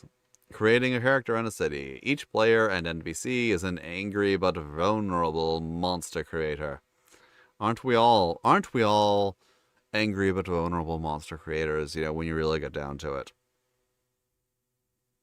Each city starts with 22 population points. Choose names for your city and your character. Each city starts with 22 population points. Each character, player or NPC, gets 2 stats which change during the game: anger and remorse. Create a giant monster. Each player creates a giant monster by selecting... I have to say it again. If you're going to use a different typeface for highlighting, 2 things. 1, make sure that it's readable. 2, they're only using it for like the title of the name here. They're only using it for the words giant monster. Literally anytime the word giant monster appears except for like right here.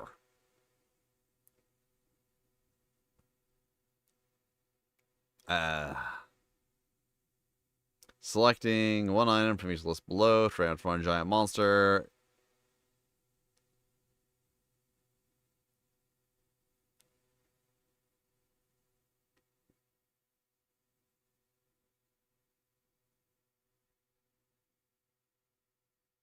If you are feeling lucky, write down your selections, but keep them secret until everyone else has created their giant monster.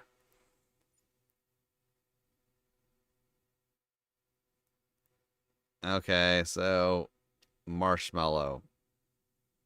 Okay, yeah, I get it. Stay Puft Marshmallow Man is a thing that happened in one movie. I like that Shiny gives -3 against lasers.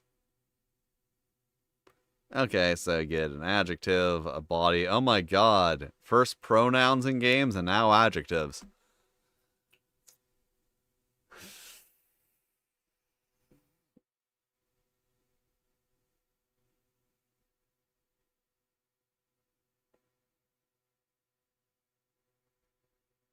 Okay, so I assume each of these lines up. Okay.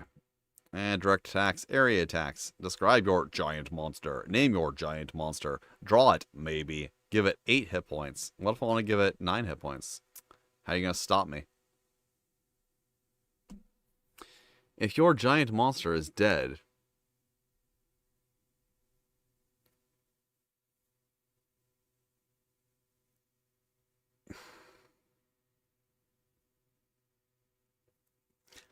when the rules of a game start out with, if you are dead. If your giant monster is dead, spend your turn creating another giant monster and rejoin the battle next turn. All active giant monsters, including NPCs, roll a die to decide the action order for this round. Roll again to resolve ties. Choose a city to attack or wait or surrender. If attacking, choose one of 2 attacks. Determine damage. NPC action turn. Roll to select a target from non-surrendered enemies.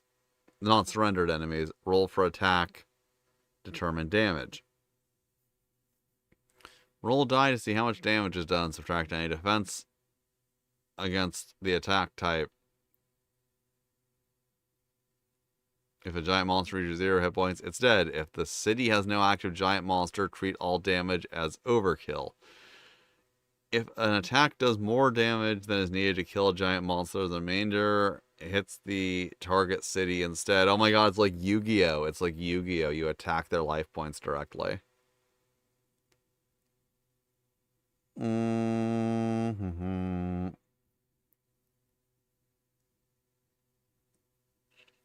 For each point of overkill, destroy 6 points of population in the target city. Raise the defender's anger by 1. Raise the attacker's remorse by 1.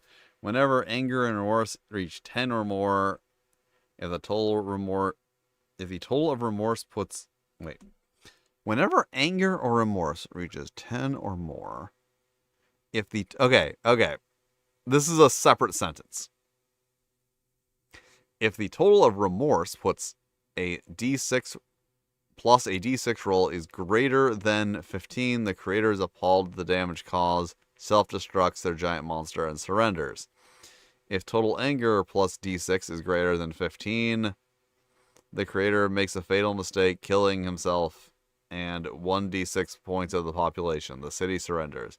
If population reaches 0, the city is reduced to ruin and the creator is caught in the destruction. Treat the city as surrendered.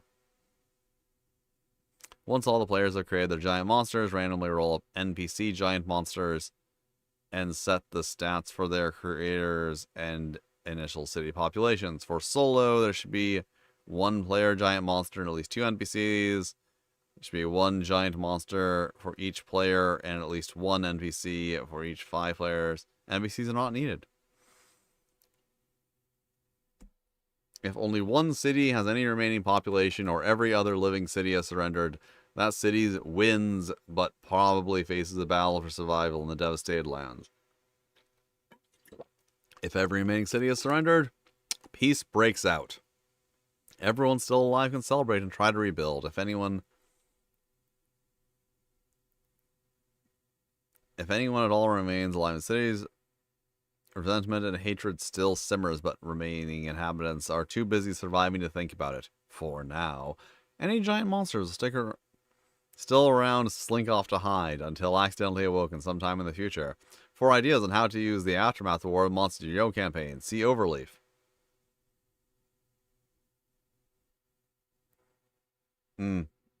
Or, yeah, no. I don't. Just, once again, just let this be your game. Just let this be your game. And don't feel that you have to expand it to this. Like, why? What is lingering? Like, what is the point of this? It's like, oh, I want my game to run into your D&D campaign. Like, just don't.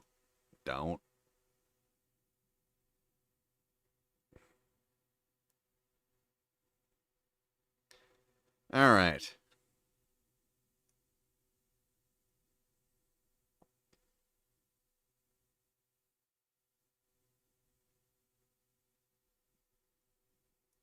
This one was just provided as a JPEG. I know, crazy. Another zombie game. What are the chances? You are zombies who have just regained your consciousness and humanity. Cool, I love having consciousness and humanity. Is it the chemicals being dropped from the plains by what remains of the government? Is it the chemicals in the water turning the frogs gay? Or the very last person you ate also turning the frogs gay? Whose flesh tasted so strange. The important thing is blah blah blah blah blah. Attributes. Decay. How decayed is your body? Do you still have your legs? Only one eye? This attribute is used for physical and dexterity-based activities. Consciousness. How much of your human knowledge and understanding have you recovered? This is an attribute used to operate objects, from a door handle to car. Brutality. Your zombie nature, biting in it. See, the decay I think would be cool as a stat. In like a rollover system. Like where the stat gets higher. Like all of your stats are bad. If I made another zombie game where you play as a zombie, that's how I would do it. Now I'm thinking about like all your stats are bad, and then they like rise. Like, you know, be like decay, madness, and rage. So you're resisting those things, not not using them. At the beginning of the game, choose one primary attribute and give it a +1. A neutral attribute and give 0, and a fury attribute and give it a -1. Okay. Roll 2d6 and keep the highest die. Add the attribute's value to it. The result is between 0 and 4. It's a failure. And decay advances. Okay, so if it's 5 to 7, you accomplish what you were trying to do, climb a fence, etc.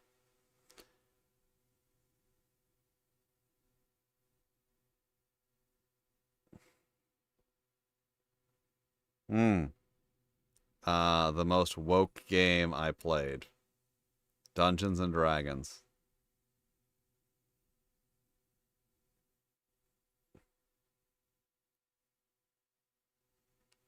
Once the virus curse, whatever was keeping you functioning has been cured. It's what? Um, once the virus slash. Oh wait. I actually know. I played. Yeah. Looked at the new Tunnels and Trolls.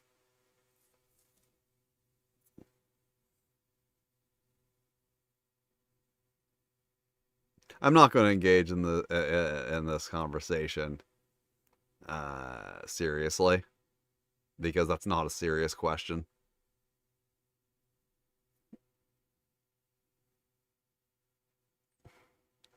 The fuck? Once the virus curse, whatever was keeping you functioning has been cured, it stops working. Your body is rotting away as you act.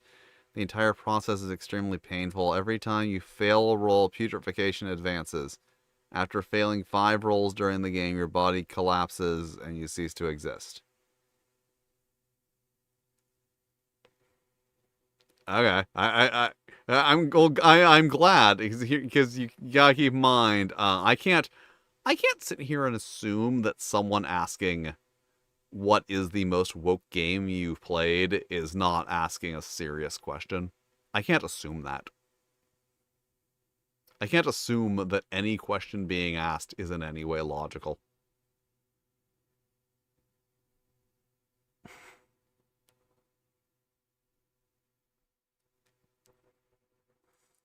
And people trying to start arguments, but I refuse to start arguments because I have other shit to do. I've been on the internet for way too long. I don't have time to get in arguments on the internet anymore. All right, return to the place where you were human. Save a human baby from mindless zombies. Destroy. I'm telling a story. I'm telling a story now because one time I was on fanfiction.net or .com. I don't remember what it was. And I was browsing their crossover section because they have a crossover section. You can like select one property and then be like, "Oh, what crossovers exist with this?"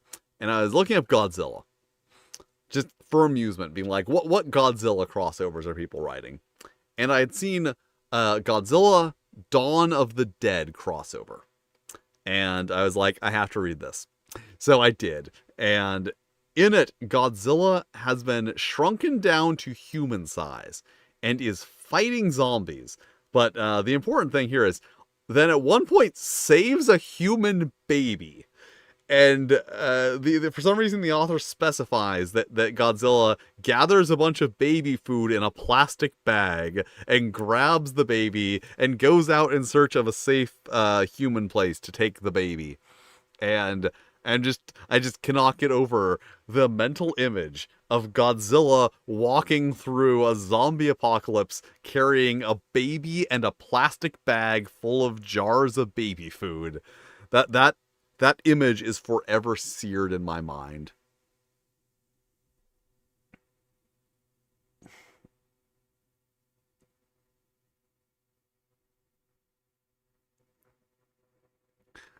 All right, so this is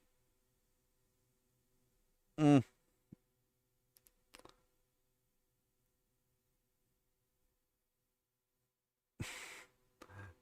not a great game. All it does is make me want to explore upon that concept that I mentioned earlier. It's well put together. I like the presentation of it, I like the weird background. Well, actually, like point out weird, crazy painting background, like kind of grungy. Looks great, but also all of the text is on solid colored sections.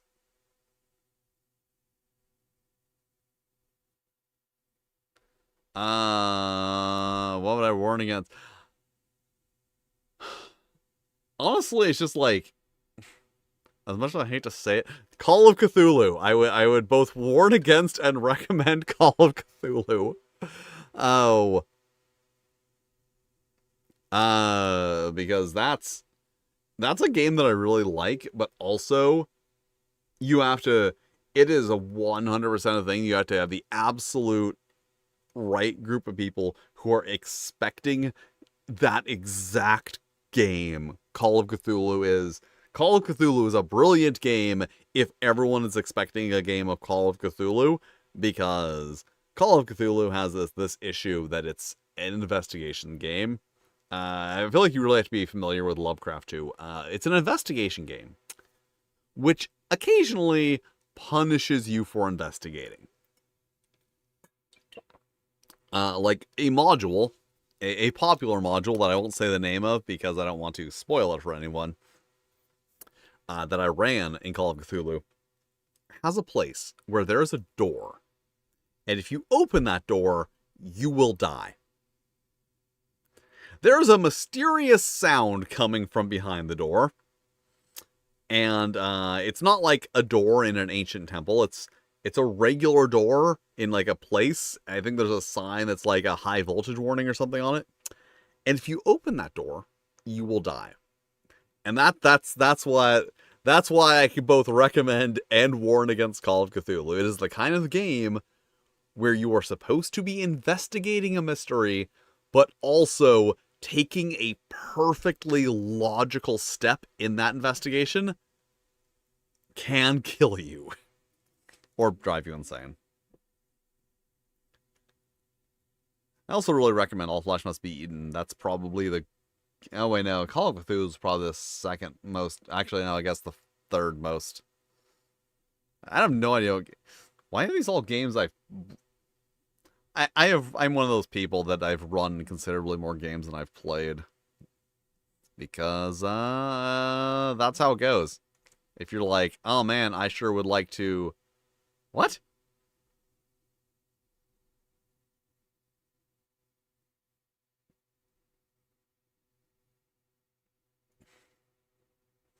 Okay, this is a, how am I supposed to put this together? Okay, so it's a normal little mini zine. Please tell me there's page numbers. There are page numbers, excellent. Okay. And then this is I'm confused by the 2 pages.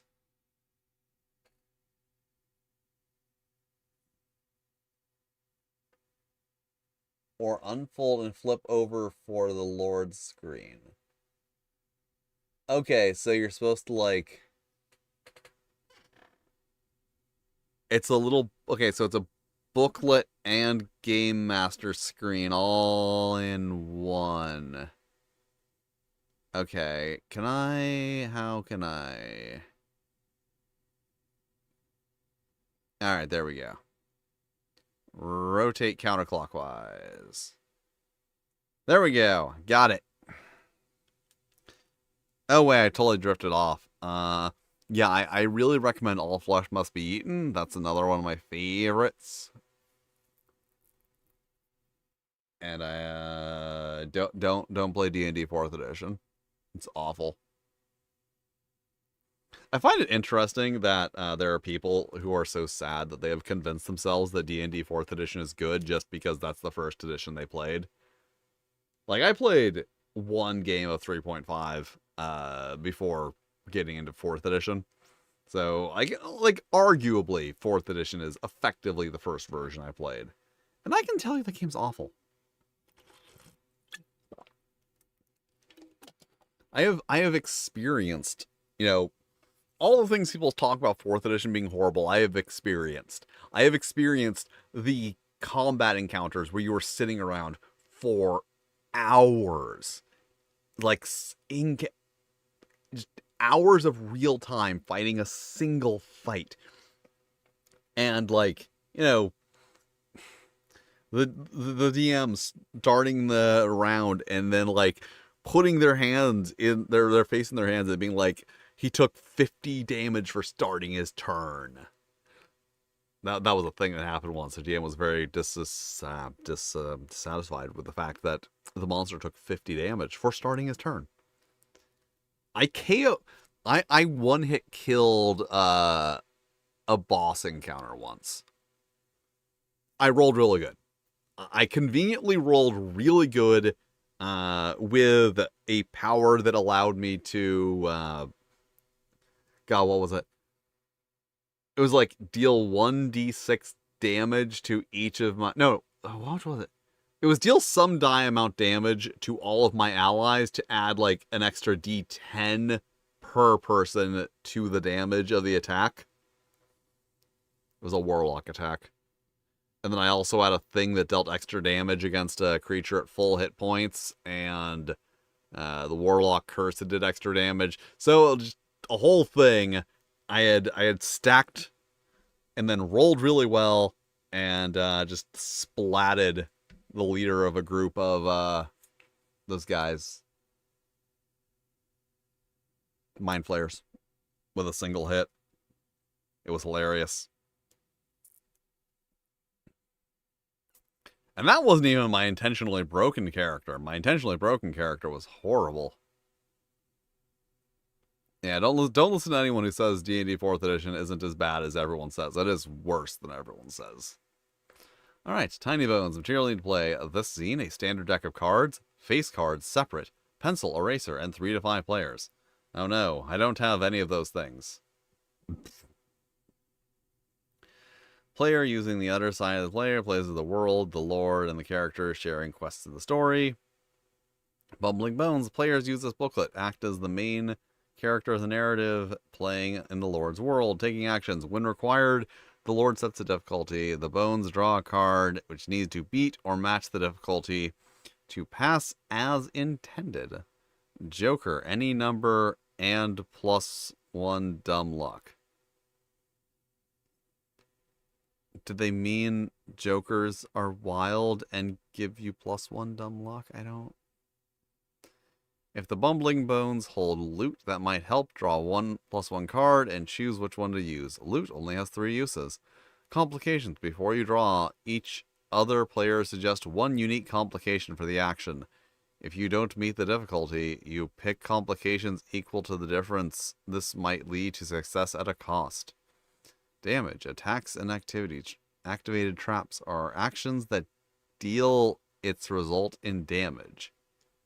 In response to one of these, you must defend and dodge, reduce damage by result, clash or disarm, fight back, or lowest card goes first. Character creation. Choose a unique face card. That'll be you. Also start with 1 random loot and determine your notable feature. Jack/Scoundrel. Too strong, too clever. Your loot has +1 use per level. Queen/Sorcerer. +1 strong, 3 clever. Learn +1 spell per level. King/Soldier. 3 strong, 1 clever. +1 cards that match your suit per level.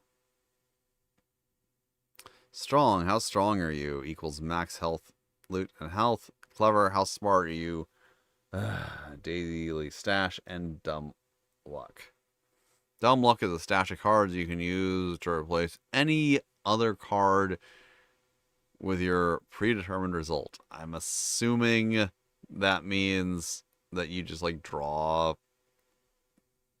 3 cards. Oh, your dumb luck number of cards, however many clever you have.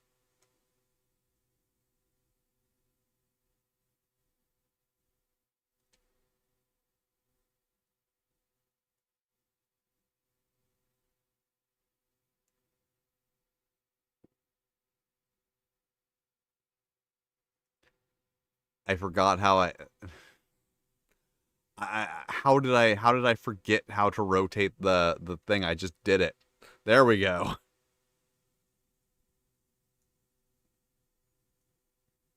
Notable feature: your filthy, decorated, mismatched, frightening to look at, bigger than normal, flawlessly tiny. Loot has 3 uses. Okay, oil, rope. Describe what your weapons/armor are.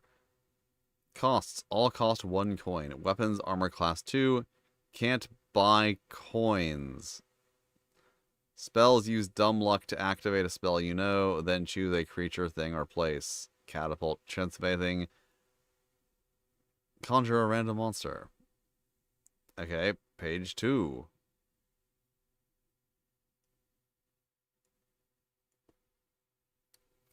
You are the Lich Lord. Wait. Okay. Random quest. The monster is second. The magic at play is. The first is the monster. You must bargain with it. Okay. Interpret as you wish. Note that all quests can the Lord. As a knight, vampire restores all health. Rest. Resets your dumb luck. I don't feel like... I feel like this is information that should be in the player book. Alright. Traps are always triggered instead of difficult to use health. They may be activating spells. When a card is used, chuck it into a discard pile. When the deck is empty, reshuffle and discard.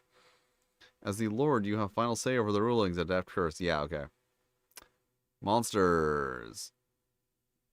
Friends or foes to encounter. Monster reaction. Draw 1. Hearts are friendly. Anything else is not. The number can be a notable feature. Familiar. Slime. Goblin. Keywords.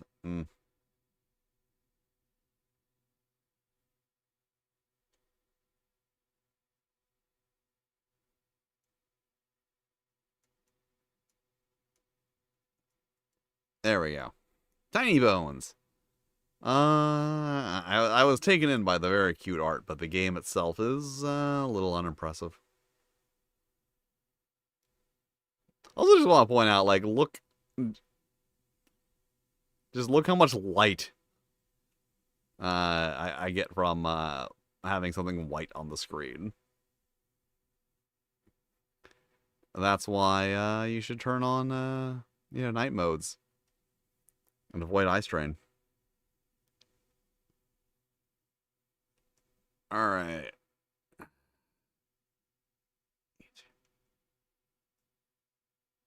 And final game of this stream, Whale Fall.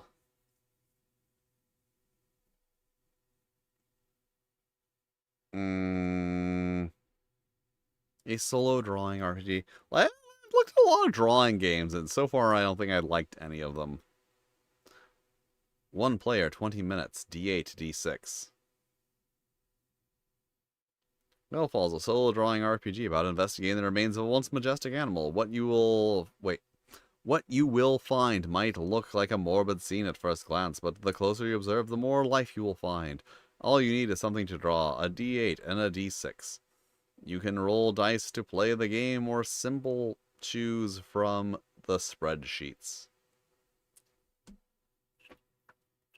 I can't fault them for that, because my spell check regularly puts simply to simple.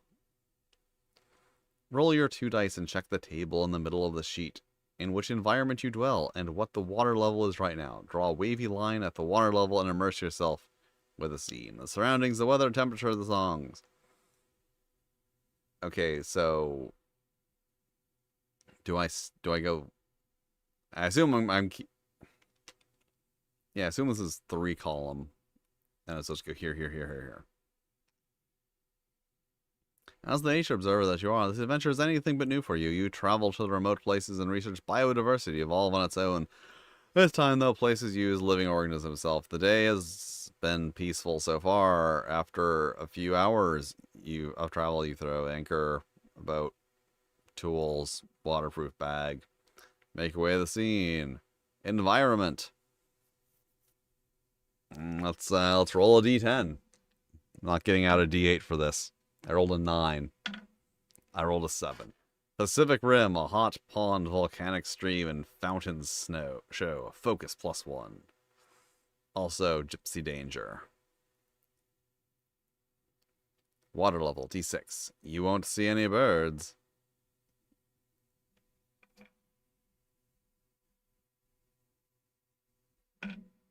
Four. Ideal for plants and seawater to grow. Okay, so wait, this is the lowest water level, and that's the deepest? Okay, yeah, I think that's correct. The Observer. As you sit and observe, you start the game at one focus. Every round, the whale fall is marked by one focus on your tracker. In the beginning of every round, you roll a d8 and a d6. Then you draw the process of what you see. The dice tell you what's happening to the ecosystem in front of you and what part of it. You decide when you are finished with drawing at the end of the round. After you are finished, cross off the focus and tracker and proceed to the next round. When you roll a d8, add the focus on your tracker and eventual modifiers to the value. Then look up the process according to the spreadsheet. Example, you rolled a 6. Your focus is 2. Pacific Rim plus 1. What? Focus plus 1. Okay. You roll a 6. Focus 2. So 9. Okay, if the numbers are already crossed off, fulfill the next highest number, then cross off the number that you just drew. The d6 determines the area of the creature's body decaying. Mark off one block according to the number to try and incorporate a thing you already drew into the generating process. How do crabs react to shells and jellyfish? Will birds land on bones rather than rocks? When you crossed off 6 focus, you need to head back home, so you finish your drawing, pack your things, and start tracking back to the boat.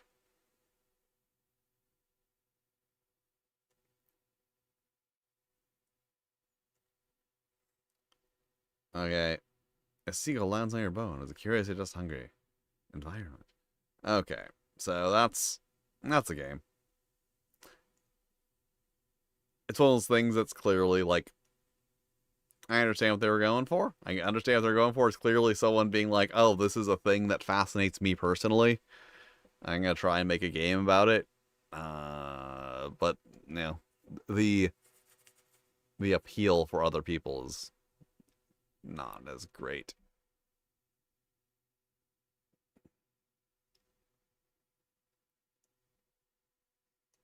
And as I said, that was the last game.